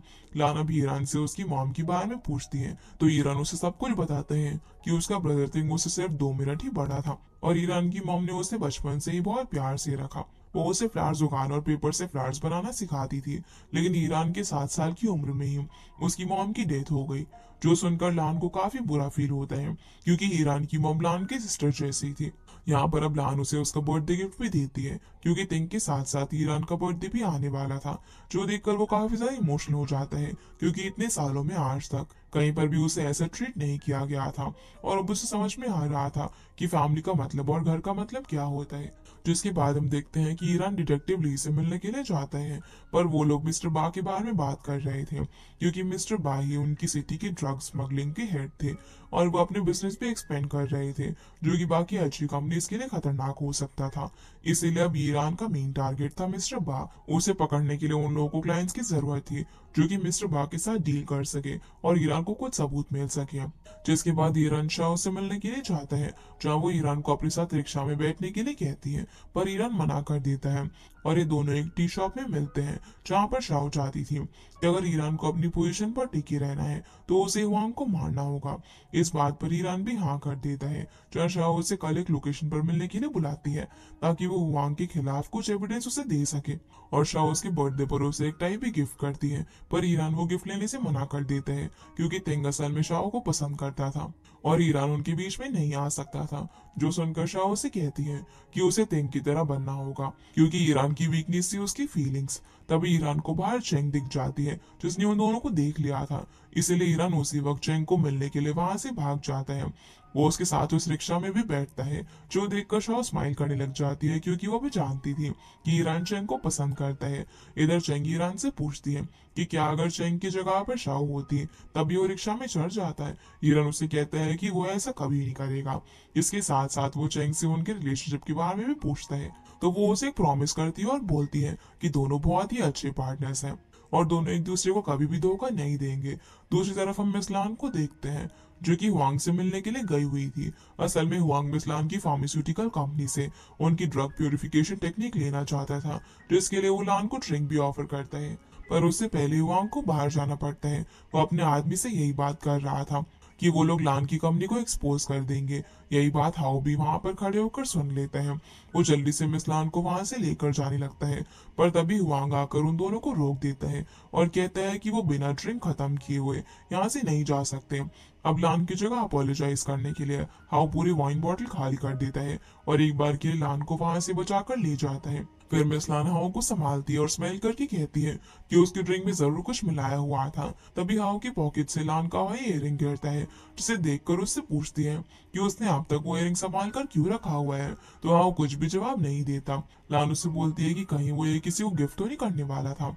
तो हाउ उसे अचानक से कहता है कि वो किसी लड़की को देखता भी नहीं है, जिससे लान समझ जाती है कि वो उसे पसंद करता है। इसीलिए वो हाउ को किस करके वहां से जाने लगती है, पर वो उसका हाथ पकड़ लेते हैं और दोनों एक दूसरे को वापस से किस करते हैं। बाद में हम देखते हैं कि ईरान कांगाई फार्मास्यूटिकल्स के बाहर शाओ के आने का वेट कर रहा था, क्योंकि आज वो उसे हुआंग की सीक्रेट वेयर हाउस के बारे में बताने वाली थी, जहाँ पर उसने वो एफीड्रा ड्रग छुपाई हुई थी, जो कि इलीगल थी। तभी वहां पर शाओ आ जाती है, जो कि उससे कुछ भी बताने से पहले तिंग के बारे में पूछती है कि आखिर तिंग कहाँ पर है। तो ईरान उसे बता देता है कि तिंग कोमा में है और उसे एक प्राइवेट क्लिनिक में रखा गया है। जिसके साथ ईरान उससे पूछते हैं कि आखिर वो खुद वहां पर उसे इंफॉर्मेशन देने के लिए क्यों आई है। तो वो उसे कुछ भी नहीं बताती है, जिससे कि ईरान वहां से चला जाता है और उसके जाने के बाद शाह उसे हैप्पी बर्थडे विश करती है। असल में वो वहां पर बर्थडे विश करने के लिए आई थी। दूसरी तरफ हम देखते हैं कि जब हाव को होश आता है तो उसके सामने बैठी होती है मिस लान, क्योंकि हाव ने पिछली रात कुछ ज्यादा ही ड्रिंक कर ली थी और उसने नशे में लान को किस भी किया था। पर उसके बाद हाव ने क्या किया उसे कुछ भी याद नहीं था। इसलिए वो मिस लान से कहता है कि अगर उसने लान के साथ ड्रंक होकर कुछ गलत कर दिया तो वो उसकी रिस्पॉन्सिबिलिटी लेने के लिए तैयार है, वो उसे शादी भी कर लेगा। इस पर वो उसे याद दिलाती है कि उसने तो बस अपने कपड़ों पर वॉमिट कर दी थी, इसलिए मिस लान ने उसके कपड़े बदले, इससे ज्यादा और कुछ भी नहीं हुआ। जो कहने के बाद वो उससे पूछती है कि क्या अब भी वो उसे शादी करेगा, तो हाउ डर की वजह से कुछ भी बोल नहीं पाता। लान भी ये क्या कर वहां से चली जाती है कि वो तो सिर्फ मजाक कर रही थी, जबकि उन दोनों के अंदर एक दूसरे के लिए फीलिंग्स थी। इसके बाद हम देखते हैं कि चैंग तेंग को बर्थडे विश करने के लिए क्लिनिक में जा रही होती है। उसने ईरान के लिए भी एक केक तैयार किया हुआ था जिसे वो घर आकर ईरान के साथ मिलकर कट करने वाली थी। लेकिन जब वो क्लिनिक जाने के रास्ते से गुजर रही थी तो उसे रास्ते पर हुआंग और उसका असिस्टेंट देख लेते हैं और वो दोनों चुपकी से उसे फॉलो करते हैं। जहाँ चैंग तिंग के पास जाकर उसका बर्थडे सेलिब्रेट करती है और वो उसे एक गिफ्ट भी देती है जो कि असल में ईरान ने तिंग के लिए भेजा था। वो गिफ्ट एक लॉकेट था जिसे तिंग और ईरान की मदर ने उन दोनों के लिए बनाया था। इसके बाद वो उससे बात करने लग जाती है और उसे सब कुछ सच्चाई भी बता देती है कि उसके साथ कुछ दिनों से क्या क्या हो रहा है। हम ये भी देख पाते हैं कि जब वो वहां से जा रही थी तो तिंग अपना हाथ उठाकर उसे बुलाने की कोशिश कर रहा था, क्योंकि वो धीरे धीरे अब कोमा से बाहर आ रहा था। पर तभी हुआंग चैंग को फॉलो करते करते वहां पर आ चुका था और अब जब उसे सब कुछ पता चल चुका था तो वो चैंग को वहीं पर किडनैप कर देता है और ईरान को भी कॉल करके बता देता है, क्योंकि कुछ ही देर में वहां पर मिस्टर बा भी आने वाले थे। जब वो तेंग और ईरान को देखते तो उन्हें मार भी सकते थे, जिससे कि हुआंग का बदला पूरा हो जाता, जिसकी वजह से अब ईरान भी जल्दी से चैंग को बचाने के लिए अपनी कार में निकल जाता है। पर रास्ते में अचानक से उसकी कार खराब हो जाती है जिसकी वजह से उसे आने में देर हो जाती है। दूसरी तरफ जब चैंग वहां से भागने की कोशिश कर रही थी तो उसे भी हुआंग और उसके लोग पकड़ लेते हैं। वो चैंग के ऊपर हाथ भी उठाते हैं और उसे धमकी देते हैं कि अगर वो सारा ब्लेम ईरान पर डाल देगी तो शायद वो उसे मिस्टर बा से बचा लेंगे। पर चैंग ऐसा करने के लिए तैयार नहीं थी। इस पर वो सभी लोग चैंग का मजाक भी उड़ाते हैं कि वो अपने ब्रदर इन लॉ के साथ अफेयर चला रही है। पर चैंग यहाँ पर हुआंग को वार्न करती है कि अगर वो आज बच गई तो वो एक दिन उसे जरूर मारेगी। ये सुनकर हुआंग को गुस्सा आ जाता है। वो चैंग को गन से शूट भी करने वाला था, पर तभी वहां पर ईरान एक घोड़े पर आ जाता है और हुआंग को नीचे गिरा देता है। अब एक एक करके वो सभी से फाइट करता है। जब वो हुआंग को भी गुस्से में शूट करने वाला था और हुआंग काफी डर भी गया था, लेकिन वो उसे मारता नहीं है, बस वार्न करता है कि अब अगर उसने चैंग की तरफ देखा भी तो वो उसे छोड़ेगा नहीं। तभी अचानक से वहां पर मिस्टर बा आ जाते हैं, जिसके आते ही हुआंग उसे बता देता है कि कैसे ईरान और चैंग ने मिलकर तिंग को इंजर्ड कर रखा है। वो मिस्टर बा को तिंग की बॉडी दिखाने के लिए लेकर जाते हैं, जिसे देखकर अब ईरान वापस से झूठ बोलता है कि वो लड़का असल में तिंग नहीं बल्कि ईरान है, जो कि उसका ट्विन ब्रदर है और उसका एक्सीडेंट हो जाने की वजह से तिंग और चैंग ने उसे प्राइवेट क्लिनिक में रखा हुआ है। ये सुनकर मिस्टर बा कहते हैं कि आज तक ये बात सामने क्यों नहीं आई कि तिंग का एक ट्विन ब्रदर भी है। तो ईरान यहाँ पर उसे अपनी मॉम का बहाना देता है कि उसकी मॉम की डेथ के बाद ही उन्होंने अपनी आइडेंटिटी छुपा कर रखी हुई थी, लेकिन फिर भी मिस्टर बाऊ से पहचान लेते हैं कि वो थिंग नहीं है, इसलिए वो उसे शूट भी करने वाले थे। पर तभी असली थिंग होश में उठकर वहां पर आ जाता है। वो उन सभी लोगों से पूछने लग जाता है कि वो सब कौन है, क्योंकि शायद वो अपनी मेमोरी खो चुका था, जिसकी वजह से सभी लोग और भी ज्यादा कंफ्यूज हो जाते हैं कि भला असली थिंग कौन है। इसी बीच मिस्टर बास्टी थिंग को गोली मारकर उसे जान से मार डालते हैं। ये देखकर सभी लोग काफी डर जाते हैं। अब मिस्टर बा ईरान और चैंग को पकड़ लेते हैं और ईरान को टॉर्चर भी करते हैं, लेकिन ईरान अब भी उसे सच नहीं बताता कि वो यहाँ पर क्यों आया है। इसीलिए मिस्टर बाहू उसे एक ड्रग देते हैं जो कि लोगों की नर्व्स को ब्लॉक कर देती थी और ये ड्रग लोगों से सच बुलवाने में काम आती थी। जब ईरान वो ड्रग स्मेल कर रहा था तभी वो चैंग को आंखें बंद करने के लिए कहता है, क्योंकि वो नहीं चाहता था कि चैंग उसे ऐसी हालत में देखे। जिसके बाद मिस्टर बा ईरान से पूछते हैं कि वो यहाँ पर क्यों आए हैं, तो वो ड्रग लेने के बाद भी उसे झूठ बोल देता है कि वो यहाँ पर पैसे और फेम के लिए आया है। ऐसा इसीलिए हो पाया था क्योंकि वो जानता था कि मिस्टर बा सच जानने के लिए क्या कर सकते हैं, इसलिए उसने डिटेक्टिव ली के साथ मिलकर पहले ही ट्रेनिंग ली थी और उस ड्रग को टॉलरेट कर पा रहा था। जहाँ वो मिस्टर बा को ये भी कह देता है कि वो यहाँ बस अपनी श्यांग फैमिली से बदला लेने के लिए आया था, क्योंकि उन्होंने ही ईरान को बचपन में अकेला छोड़ दिया था। जिसके बाद मिस्टर बाओ से एक और सवाल करते हैं और ये सवाल था चैंग के ऊपर कि आखिर चैंग ईरान की क्या लगती है। जहाँ पर ईरान झूठ नहीं बोल पाता है और मिस्टर बा को बता देता है कि ईरान उसकी वाइफ है, वो उसे बहुत ही ज्यादा प्यार करता है। ये सुनकर मिस्टर बा ईरान को छोड़कर चैंग के पास आ जाते हैं। वो उसको मारने ही वाला था, पर तभी चैंग उसे अपनी मॉम डैड का नाम बताती है और याद दिलाती है कि जिस ड्रग की जरूरत अभी मिस्टर बा को है, वो ड्रग उसके मॉम डैड ने इन्वेंट की थी। अगर मिस्टर बा चाहते हैं तो उसे वो ड्रग मिल सकती है। ये सुनते ही वो चैंग को भी नहीं मारता और वहां से चला जाता है। जिसके बाद चैंग रोते रोते ईरान के पास जाकर उसका सर अपनी गोद में रख लेती है और उसे कहती है कि अब भले ही कुछ भी हो जाए, पर वो ईरान को कभी भी अकेला नहीं छोड़ेगी और हमेशा उसके साथ रहेगी। जिसके बाद हम देखते हैं कि चैंग और मिस लान अकेले में ही थिंग का फ्यूनरल करते हैं। यहाँ पर चैंग काफी गिल्ट में थी, क्योंकि उसे लग रहा था कि ये सब उसी की वजह से हुआ है। पर तभी लान उसे कहती है घर में लिखा हुआ था, पर उस बारे में तो बस ग्रैंड मदर ही जानती थी। इसलिए मिस लान चैंग से थोड़ा सा टाइम मांगती है और कहती है कि वो ग्रैंडमा से उस बारे में जान कर रहेगी। जिसके बाद चैंग तो वहां से ईरान से मिलने के लिए हॉस्पिटल चली जाती है, लेकिन उसके जाते ही वहां ग्रैंडमा हॉस्पिटल से ठीक होकर आ चुकी थी और वो लान से बोल रही थी कि वो सब कुछ जान चुकी है। दूसरी तरफ हम ईरान को देखते हैं, जिसे अब भी होश नहीं आया था।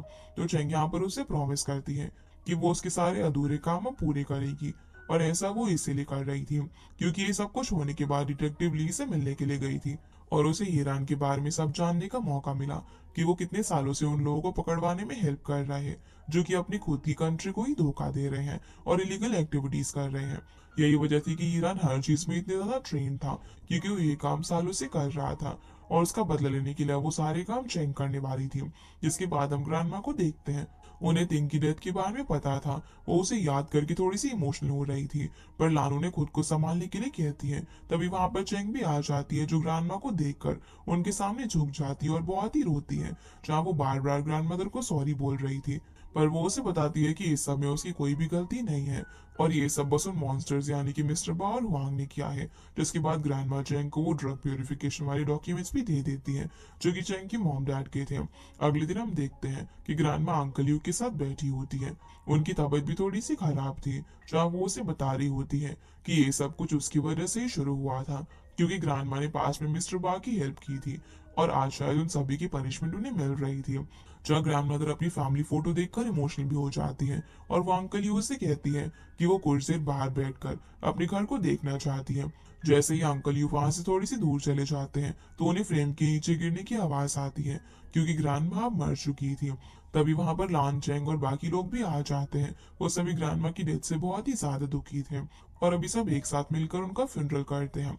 यहाँ से अब हम 3 दिन बाद का सीन देखते हैं। ईरान अब भी कोमा में था, तो चेंग उसका सारा काम संभालने की रिस्पॉन्सिबिलिटी लेती है और उसका साथ देने वाली थी मिस लान।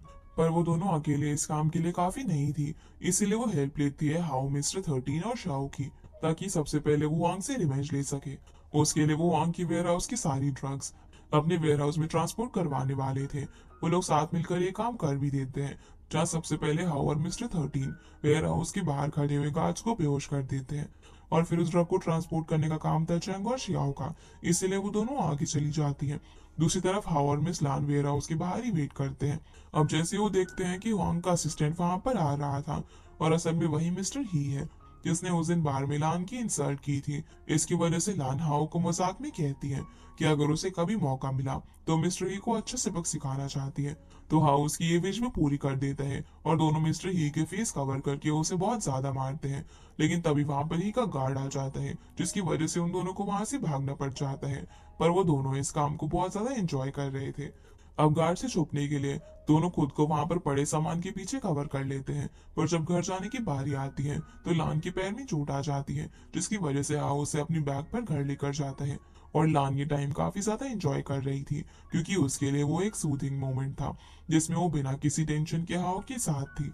वो हाउ से ये भी बोलती है कि काश वो हमेशा ऐसे ही रह पाए, जहाँ वो भी उससे प्रॉमिस करता है कि वो दिन भी जरूर आएगा जब वो उसके साथ इस तरीके से शांति से रहेगी। यहाँ मिस लान हाउ को उसकी टूटी हुई हील्स फेंकने के लिए कहती है, पर उसे उसकी चीजों से काफी ज्यादा लगाव था, इसलिए वो उन्हें नहीं फेंकता। दूसरी तरफ हम शाओ और चेंग को ड्रिंक करता हुआ देखते हैं, जहाँ पर चेंग शाओ को हेल्प के लिए थैंक्स बोलना चाहती थी।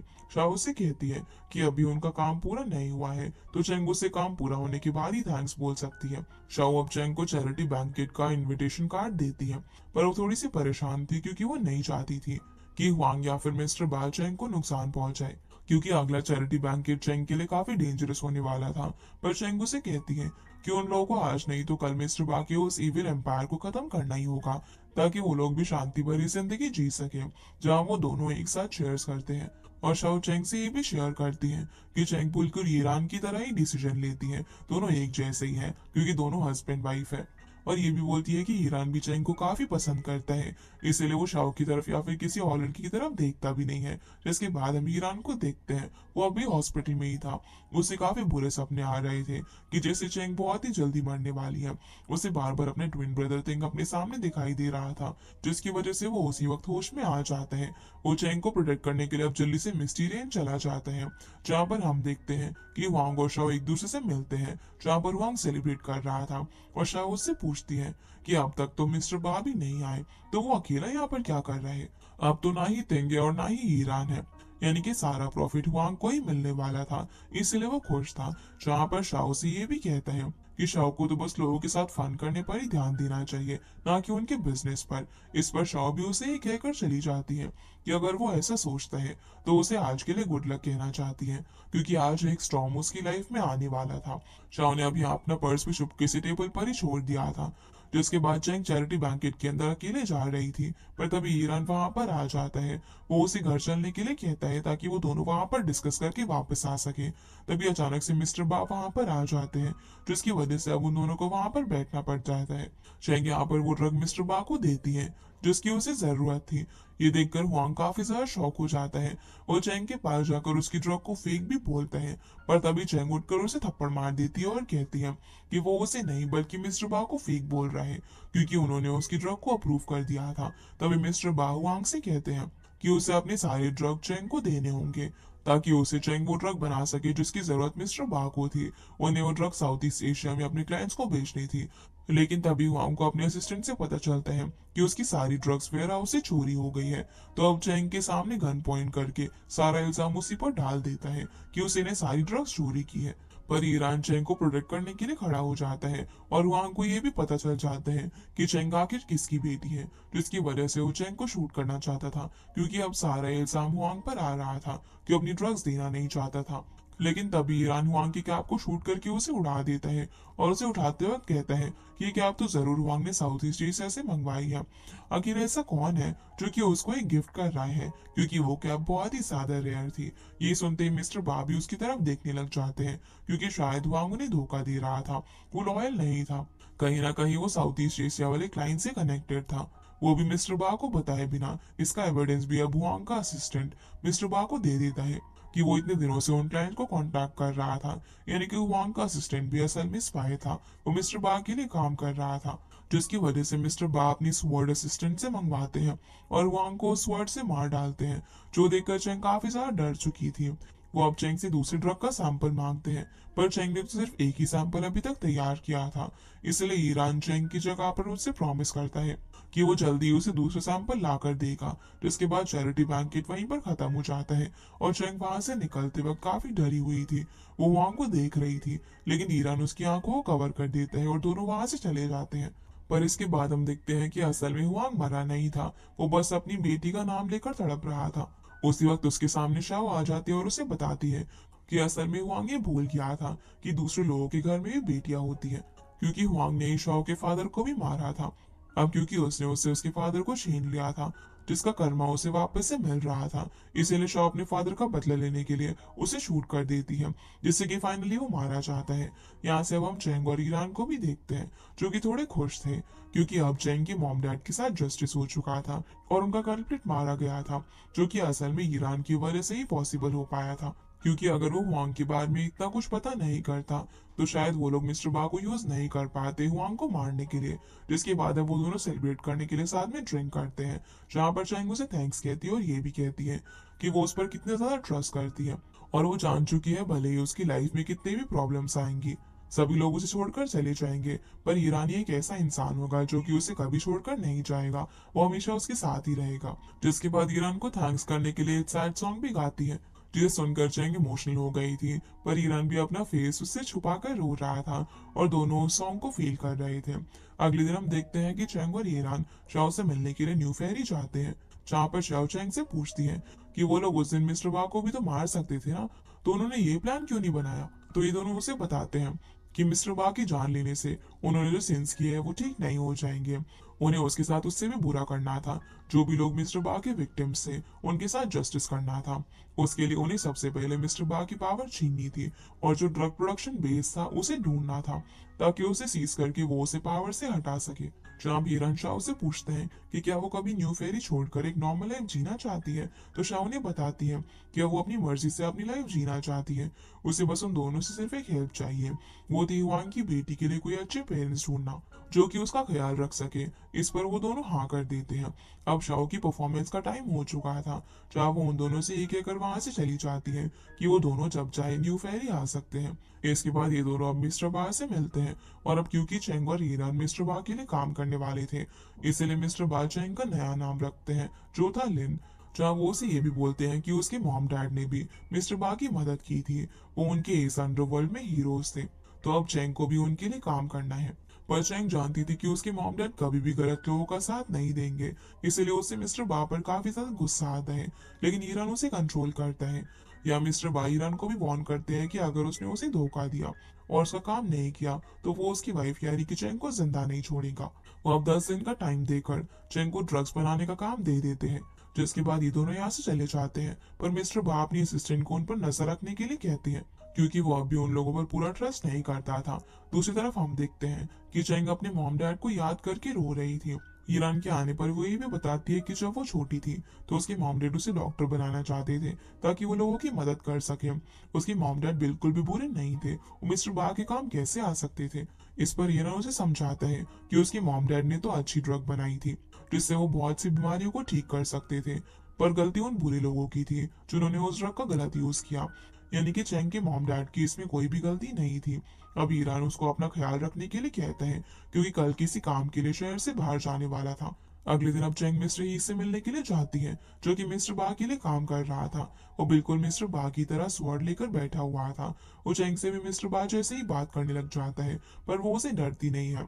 जैसे वो मिस्टर ही से ड्रग प्रोडक्शन की बेस के बारे में पूछती है तो वो काफी ज्यादा घबरा जाता है, और चेंग उसके ऑर्डर सुने बिना ही वहां से चली जाती है। अब हम देखते हैं कि इधर चेंग ड्रग प्रोडक्शन बेस ढूंढने में मेहनत कर रही थी, तो दूसरी तरफ ईरान भी और बाकी लोगों के साथ मिलकर सभी इलीगल वेयर हाउसेस को सीज कर रहा था। इस काम में उसे बहुत ज्यादा फाइट भी करनी पड़ रही थी, उसे काफी चोट भी आ रही थी। जहाँ वो बारिश के टाइम किस तरीके से चेंग को कॉल करते हैं, क्योंकि चेंग उसके कॉल का काफी दिनों से वेट कर रही थी। चेंग फोन पर बारिश होते हुए सुनती है तो समझ जाती है कि उस वक्त जरूर ईरान की ओल्ड वाउंड्स में बहुत ज्यादा दर्द हो रहा होगा, क्योंकि वो अपनी पुरानी चोट से ही कुछ दिन पहले ठीक हुआ था। पर ईरान उसे उस बारे में कुछ नहीं बताता ताकि वो उसकी फिक्र ना करे, लेकिन फिर भी वो समझ जाती है कि ईरान जरूर इंजर्ड होगा, इसीलिए वो उसे बताती है कि उसे ईरान के लिए पहले ही उसके सूटकेस में पेन किलर और फर्स्ट एड रख दिया था, इससे वो जल्दी ही रिकवर हो सकता है। ये कहकर वो उसे अपना ध्यान रखने के लिए कहती है। ईरान भी अब फोन कट करते ही वहीं पर बेहोश हो जाते हैं, क्योंकि उसे काफी चोट लग गई थी। वो दोनों एक दूसरे को काफी मिस भी कर रहे थे, जिसकी वजह से चेंग काफी इमोशनल थी, पर उसे ईरान के आने का बस वेट करना था। अगले दिन हम देखते हैं कि ईरान ने सारे ड्रग्स वेयर हाउस से चुरा कर अपने शिप तक पहुंचा दिए थे, पर तभी वहां पर ईरान का पुराना दोस्त हाउंड आ जाता है। वो ईरान के सामने एक बेट रखता है कि अगर वहां ईरान उससे जीत कर बाहर जा सकता है तो हाउंड उसकी सारी गलतियां माफ कर देगा, पर अगर वो हार गया तो हाउंड ईरान के सारे सामान को जला देगा और ना ही ईरान जिंदा बचेगा। जो बोलकर अब वो एक कॉइन को हवा में उछालता है और दोनों एक ही टाइम पर अपने गन निकालकर एक दूसरे पर पॉइंट कर देते हैं। अब हम देखते हैं कि हाउंड ने तो यहाँ पर ईरान को बेट के नाम पर धोखा दिया था, वो उसे शूट करने वाला था, लेकिन उससे पहले ही पीछे से आकर मिस्टर बा की असिस्टेंट हाउ को शूट कर देती है और उसे मार डालती है, जहाँ वो ईरान को वार्न भी करती है, क्योंकि ईरान ने अपने ड्रग्स का ध्यान नहीं रखा था, जिस वजह से ड्रग्स वापस से चोरी हो गई थी। जहाँ ईरान उससे कहता है कि वो उन ड्रग्स को जल्दी ही ढूंढ लेगा। दूसरी तरफ चेंग मिस्टर ही से मिलने के लिए जाती है, जो कि वापस से मिस्टर बा की स्वॉर्ड से खेल रहा था, और चेंग को देखकर मिस्टर ही वो स्वॉर्ड वापस से उसी जगह पर रखने लग जाते हैं। वो चेंग से पूछता है कि वो ट्रेन टिकट करवा कर आखिर कहाँ पर जा रही है, कहीं वो मिस्टर बा की एब्सेंस में भागने वाली तो नहीं है। यानी कि वो चेंग को वहां से जाने नहीं देना चाहता था, पर तभी चेंग उससे कहती है कि मिस्टर बा ने उसे कभी बाहर जाने के लिए तो मना किया ही नहीं है, और वो यहाँ पर उसे ड्रग्स का नया सैंपल भी दे देती है। बोलती है कि उसे मिस्टर बा की स्वॉर्ड को गलत जगह पर रखा हुआ है, अगर उन्हें पता चला कि वो उनकी स्वॉर्ड से खेल रहा था, तो शायद वो जिंदा भी ना बचे। ये सुनकर वो थोड़ा सा डर जाता है और उसे चेंग को वहां से जाने की परमिशन देनी पड़ती है। इसके बाद हम देखते हैं कि ईरान अपने फ्रेंड्स के साथ बैठा हुआ था। वो लोग बात कर रहे थे कि अब वो लोग आखिर उन ड्रग्स को कैसे ढूंढेंगे। तो ईरान उन्हें शांत करता है और कहता है कि शांग फैमिली के पास अभी ड्रग्स हैं जो कि उन्होंने हुआंग के वेयर हाउस से चुराई थी, तो मिस्टर बा को वाली ड्रग्स देकर बच सकता है। इसके बाद वो अपने फ्रेंड्स को वापस से घर भेज देता है और अकेले अपने घर के बाहर लगे फ्लावर्स को ठीक कर रहा था। लेकिन तभी ईरान को अपने पीछे किसी के होने की आवाज आती है। उसे लगता है कि शायद उसके फ्रेंड्स अब तक गए नहीं होंगे, लेकिन जैसे वो पीछे मुड़कर देखता है तो वहां पर चेंग थी, क्योंकि वो उससे मिलने के लिए आ चुकी थी। वो उसके फेस पर लगी चोट को देखकर चेक करने लग जाती है, जिस वजह से ईरान उसे अचानक सर पर किस भी कर देता है और उसे कहता है कि क्या वो जानती है कि ईरान उसे रेड रोजेस क्यों भेजता था। इस पर वो जवाब में कहती है कि वो जानती है कि रेड रोजेस किसी को देने का मतलब क्या होता है। असल में रेड रोजेस देने का मतलब ये था कि वो इंसान आपसे डीपली लव करता है, इसीलिए वो दोनों एक दूसरे को किस करते हैं और एक दूसरे के काफी क्लोज भी आ जाते हैं। इसके बाद वो ईरान से कहती है कि वो दोनों जब इस मुसीबत से बाहर निकल जाएंगे और जब सब कुछ सॉल्व हो जाएगा तो वो किसी पीसफुल जगह पर जाकर रहने लगेंगे, ताकि चेंग भी डॉक्टर बनकर लोगों को अपने क्लिनिक में ठीक कर सके और उन दोनों के बच्चों को डांस और पियानो प्ले करना सिखा सके। ये सुनकर ईरान उसे हाँ कर लेता है और कहता है कि वो दिन जल्दी ही आएगा। लेकिन दूसरी तरफ हम देखते हैं कि असल में मिस्टर बा अपने बॉस मिस्टर काई से मिलने के लिए गया हुआ था। काई मिस्टर बा से भी ज्यादा डेंजरस था। वो उसे वार्न करता है कि उसके लिए ज्यादा से ज्यादा क्लाइंट्स ढूंढ कर लेकर आए। जिसके बाद हम देखते हैं कि जब ईरान और चेंग वापस से अपने घर पर लौटते हैं तो देखते हैं कि उनके घर पर किसी ने अटैक किया हुआ था। सब कुछ बहुत ही बिखरा पड़ा हुआ था। ये देखकर चेंग काफी ज्यादा डर जाती है। असल में ये काम था मिस्टर बा का, जिसने हावर्ड लान को होस्टेज बना लिया था। वो मिस ला की फार्मास्यूटिकल कंपनी से ट्रक लेना चाहता था, क्योंकि उसे पता चल चुका था कि ईरान की चोरी की हुई ड्रग्स तो डिस्ट्रॉय हो चुकी है। जहां वो लोग हाव को टॉर्चर करके मिस ला से सच निकलवाने की कोशिश कर रहे थे कि आखिर वो ड्रग्स उसने कहाँ पर छुपाई है। लेकिन तभी ईरान और चेंग वहां पर आ जाते हैं, जो कि मिस्टर ही को हाव को टॉर्चर करने से रोक देते हैं और अब मिस्टर बा ईरान की तरफ चाकू बढ़ाकर उसे हाव को टॉर्चर करने के लिए कहता है। ऐसे करके वो ईरान की लॉयल्टी टेस्ट कर रहा था, जिसकी वजह से ईरान भी उस चाकू से हाव को इंजर्ड कर देता है, जो देखकर लान को अब मिस्टर बा को ड्रग्स का एड्रेस भी बताना ही पड़ जाता है। वो ईरान को भी गुस्से में थप्पड़ मार देती है, क्योंकि ईरान ने बहुत ज्यादा लिमिट क्रॉस कर दी थी, पर उसने मिस्टर बा का थोड़ा ट्रस्ट जीत लिया था। फिर हम देखते हैं कि मिस लान हाउ की इंजरीज का फर्स्ट एड करती है और हम पास का एक सीन देख पाते हैं कि असल में मिस्टर हाउ और उसके पेरेंट्स बहुत सालों से शियांग फैमिली को प्रोटेक्ट करते आ रहे थे। तो हाउ भी उनकी फैमिली को अपने पूरे दिल से प्रोटेक्ट करना चाहता था। वो ईरान जैसा बनना चाहता था, जिसकी वजह से उसने ईरान से टीम अप कर लिया था। और आज जो भी मिस्टर बा के सामने हुआ था वो सब लान, ईरान और हाउ का ही प्लान था। वो लोग बस एक एक्ट परफॉर्म कर रहे थे ताकि वो लोग मिस्टर बा का ट्रस्ट जीत कर जल्दी से उस ड्रग प्रोडक्शन बेस तक पहुंच सके। जहां मिस लान हाउ को फर्स्ट एड करते हुए उससे पूछती है कि उसकी परफॉर्मेंस आज कैसी थी, तो हाउ उसे बताता है कि उसने बहुत ही रियल परफॉर्मेंस दी, क्योंकि लान तो सच में उसकी जान की परवाह करती थी। इसलिए वो दोनों भाई एक दूसरे को प्रॉमिस भी करते हैं कि दोनों एक दूसरे को सेफ रखेंगे और जल्दी ये मिशन एंड हो जाएगा। फिर हम चेंग और ईरान को देखते हैं। ये लोग मिस्टर बा से मिलने के लिए गए हुए थे, क्योंकि जो सैंपल चेंग ने मिस्टर बा को बनाकर दिया था उसमें कुछ प्रॉब्लम आ गई थी। वो ओरिजिनल से थोड़ा सा अलग था। चेंग अब मिस्टर बा से थोड़ा सा और टाइम मांगती है और असल में ये भी ईरान और चेंग का ही प्लान था, क्योंकि उस सैंपल में प्रॉब्लम आने पर मिस्टर बा प्रोडक्शन की ही गलती निकालने वाले थे। अगर ऐसा होता तो वो चेंग को जरूर खुद ड्रग एनालिसिस करने के लिए ड्रग प्रोडक्शन बेस पर भेजते, क्योंकि उन लोगों के पास ड्रग को क्लाइंट के पास डिलीवर करने का भी बहुत कम टाइम बचा हुआ था। पेशेंट लेकर आती है, जो सुनते ही मिस्टर बा को बिना कुछ कहे वहां से जाना पड़ता है। आगे हम देखते हैं कि मिस्टर बा असिस्टेंट के साथ चेंग को चेक करने के लिए प्रोडक्शन बेस पर जाता है, पर जैसे ही वहां पहुंचता है तो अचानक से उनकी बेस में बहुत सारे लोग चुपके से घुस जाते हैं, यानी कि मिस्टर बा के साथ धोखा हुआ था। इसलिए लोग मिस्टर ही की मदद से चेंग को किसी जगह पर छुपा देता है। अब हम देखते हैं कि बेस पर आ चुके थे डायरेक्टर ली के लोग, हाउ और ईरान, जो कि असल में उनके प्लान का हिस्सा था कि चेंग के बीमार होने पर मिस्टर बाओ से जरूर मिलने के लिए जाएंगे। और वो बेस कहाँ पर बना हुआ था उसका क्लू भी चेंग ने मिस्टर बा के असिस्टेंट के कपड़ों पर एक प्लांट का कचरा छोड़कर कर दिया था, जिससे कि ईरान को बहुत ही आसानी से उसकी ड्रग प्रोडक्शन बेस की लोकेशन मिल चुकी थी, जहाँ उनके बीच फाइट होती है। और उसमें सबसे पहले तो हाउ मिस्टर बा के असिस्टेंट को मार देता है उसके बाद मिस्टर बाही का सहारा लेकर वहां से भागने की कोशिश करता है, जिसमें मिस्टर ही भी मारा जाता है। पर ईरान फिर भी मिस्टर बा को पकड़ लेता है और डिटेक्टिव ली के हवाले कर देता है, जिसके बाद वो चैंग को ढूंढने के लिए जाता है। तब तक चैंग को भी होश आ चुका था, जो कि अपनी मॉम डैड की डेथ के बारे में सपना देख रही थी। और ईरान की आवाज सुनते ही वो काफी ज्यादा इमोशनल हो जाती है, क्योंकि यहाँ आने से पहले ईरान ने उसे प्रॉमिस किया था कि वो उसे जरूर ढूंढ निकालेगा। अब ईरान उसके सामने आ चुका था, जहाँ वो चैंग को गोद में उठाकर उसे प्रोडक्शन बेस से बाहर लेकर चला जाता है। यहाँ से वो कुछ दिन बाद का सीन देखते हैं, जहाँ मिस लान अपने घर हाउ के साथ मिलकर मेडिसिन बना रही थी, यानी कि अब सब कुछ ठीक हो चुका था और वो दोनों साथ में टाइम स्पेंड कर रहे थे।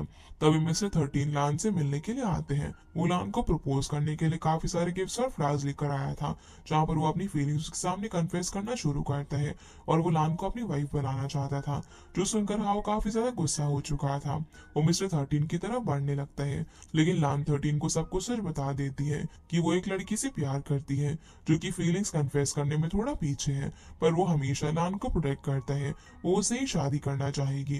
जो सुनकर 13 हाउ से पूछता है कि वो लड़का कौन है, क्योंकि हाउ तो हमेशा लान के साथ ही रहता था। पर हाउ के कुछ बोलने से पहले ही लान उसे काम पर वापस जाने के लिए भूलती है और अब मिस्टर 13 को अपना एक अच्छा फ्रेंड बना लेती है, जिसके साथ वो हमेशा महजौन खेल सकती थी।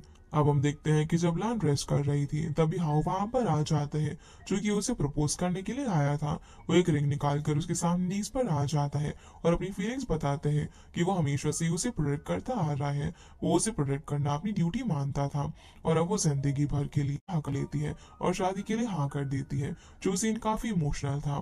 फिर हम देखते हैं कि मिस्टर 13 अपने लोगों से बात कर रहा था कि उन्हें ढूंढना होगा कि मिस लान किसे लाइक करती है। तभी 13 से मिलने के लिए हावर्ड लान आ जाते हैं। असल में मिस्टर 13 को अपनी शादी के लिए इनविटेशन देने के लिए आई थी। जहाँ उस इनविटेशन पर हाउ का नाम देखकर 13 को काफी ज्यादा शौक लगता है, पर अब वो हाउ को साइड में बुलाकर उसे समझाता है कि लान ने बिल्कुल सही डिसीजन लिया है। अब उसे हमेशा लान को संभाल कर रखना होगा। जो कहकर वो दोनों हैंडशेक करते हैं और लान मिस्टर 13 से पूछती है कि क्या वो उनकी शादी में आएगा। इस पर वो हाँ में इशारा करते हैं और दोनों काफी खुश होते हैं। फिर हम ईरान और चैंग को देखते हैं और डिटेक्टिव ली उन दोनों से गुड बाय कह रहा था, क्योंकि अब उसे और मिशन पर जाना था और सारे इलीगल कामों को एलिमिनेट करना था। जहाँ वो चैंग से बोलते हैं कि क्या वो वापस ईरान से शादी करेगी, ताकि डिटेक्टिव ली उनकी शादी में आ सके। लेकिन चैंग उसे जवाब देती है कि वो चाहे तो लान की शादी में आ सकते हैं, जिसके बाद डिटेक्टिव ली चला जाता है और ईरान चैंग से पूछता है कि क्या वो उससे शादी नहीं करना चाहती।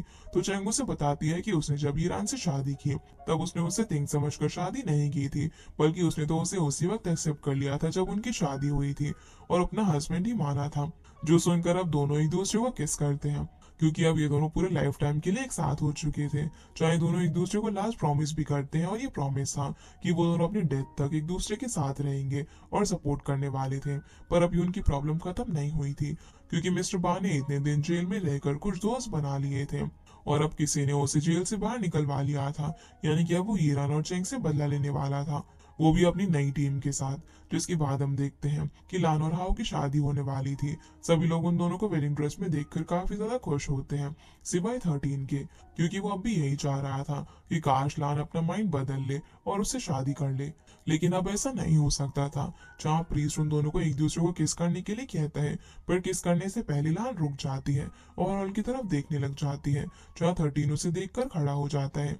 वो कहता है कि क्या लान ने अपना माइंड चेंज कर लिया, तो सभी लोग उसे ही देखने लग जाते हैं। पर असल में लान चैंग को ढूंढ रही थी, क्योंकि वो चाहती थी कि उसकी वेडिंग का इतना स्पेशल मोमेंट उसके सारे फैमिली मेंबर्स विटनेस करे।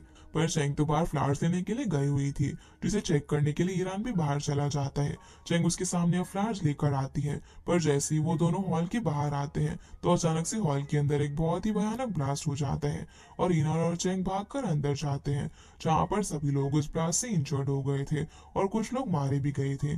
जिसकी वजह से अब ईरान सबसे पहले हाउ को हॉस्पिटल भेजता है और साथ ही लान और 13 को भी। जिसके बाद ईरान शाओ को चैंग के साथ हॉस्पिटल भेजने वाला था और वो चैंग को अपनी गन भी सेफ्टी के लिए दे देता है, क्योंकि यहाँ से ईरान उन लोगों को ढूंढने जाने वाला था जिसने कि ये ब्लास्ट किया था, जो कि मिस्टर बा था। फिर हम देखते हैं कि ईरान जैसे ही चैंग और शाओ को छोड़कर वहां से जाने लगता है, तो अचानक उसे गोली चलने की आवाज आती है। ये गोली लगी थी शाओ की, क्योंकि उसने मिस्टर बा के असिस्टेंट को चेंग पर निशाना डालते हुए देख लिया था। वो चेंग को बचाने के लिए उसके सामने आ गई। ये देखते ही चेंग ईरान की दी हुई गन से असिस्टेंट को शूट करके मार डालती है और अब ईरान चेंग को जल्दी से शॉ को हॉस्पिटल लेकर जाने के लिए कहता है। वो खुद मिस्टर बा से लड़ने के लिए चला जाता है क्योंकि वहां पर मिस्टर बा अपने सारे लोगों के साथ आ चुका था और उसने अपने सारे लोगों को ऑफर दिया था कि जो भी ईरान को मारकर उसके सामने लेकर आएगा वो उसे रिवॉर्ड देगा, जिसकी वजह से सभी लोग ईरान के पीछे पड़ जाते हैं और ईरान ने कुछ हद तक सारे लोगों को मार डाला था। पर किसी वजह से अचानक से उसे एक गोली लग जाती है। वो काफी ज्यादा इंजर्ड था, जिसकी वजह से वो एक दीवार के पीछे छुप जाता है। अब उसके अंदर लड़ने की बिल्कुल भी हिम्मत नहीं थी और मिस्टर बा भी अपने बचे हुए लोगों के साथ उसकी तरफ बढ़ रहा था। लेकिन तभी मिस्टर 13 ईरान को बचाने के लिए आ जाता है। वो ईरान को वहां से अपनी जान बचाकर जाने के लिए कहता है, जिसके बाद वो अकेले दोनों हाथों में गन्स लेकर मिस्टर बा की तरफ शूट करता है। जिस बीच वो काफी ज्यादा इंजर्ड हो गया था, लेकिन आखिर में वो एक बॉम्ब मिस्टर बा की तरफ फेंक देता है, जिससे मिस्टर बा और उसके सारे लोग खत्म हो जाते हैं। फिर हम यहाँ से कुछ दिनों बाद का सीन देखते हैं, जहाँ हम हॉस्पिटल रूम में सभी लोगों को देखते हैं और ईरान के सारे फ्रेंड्स और बाकी सभी लोग जिंदा बच गए थे, वो भी अच्छी कंडीशन में। सभी लोग साथ में एक दूसरे की इंजरीज के बारे में बात कर रहे होते हैं और काफी खुश भी थे क्योंकि वो सब इतने बड़े एक्सीडेंट से भी बच चुके थे। तभी मिस्टर 13 का आदमी आकर उन लोगों को बताते हैं कि भले ही मिस्टर बा मर चुका है, पर अभी उसके जैसे कई लोग हैं जो कि उनकी कंट्री में ड्रग स्मगलिंग कर रहे हैं, तो उन्हें अब उन मॉन्स्टर को एलिमिनेट करना होगा। जो सुनकर ही सारे लोग वापस से अपनी वेपन्स के साथ रेडी हो जाते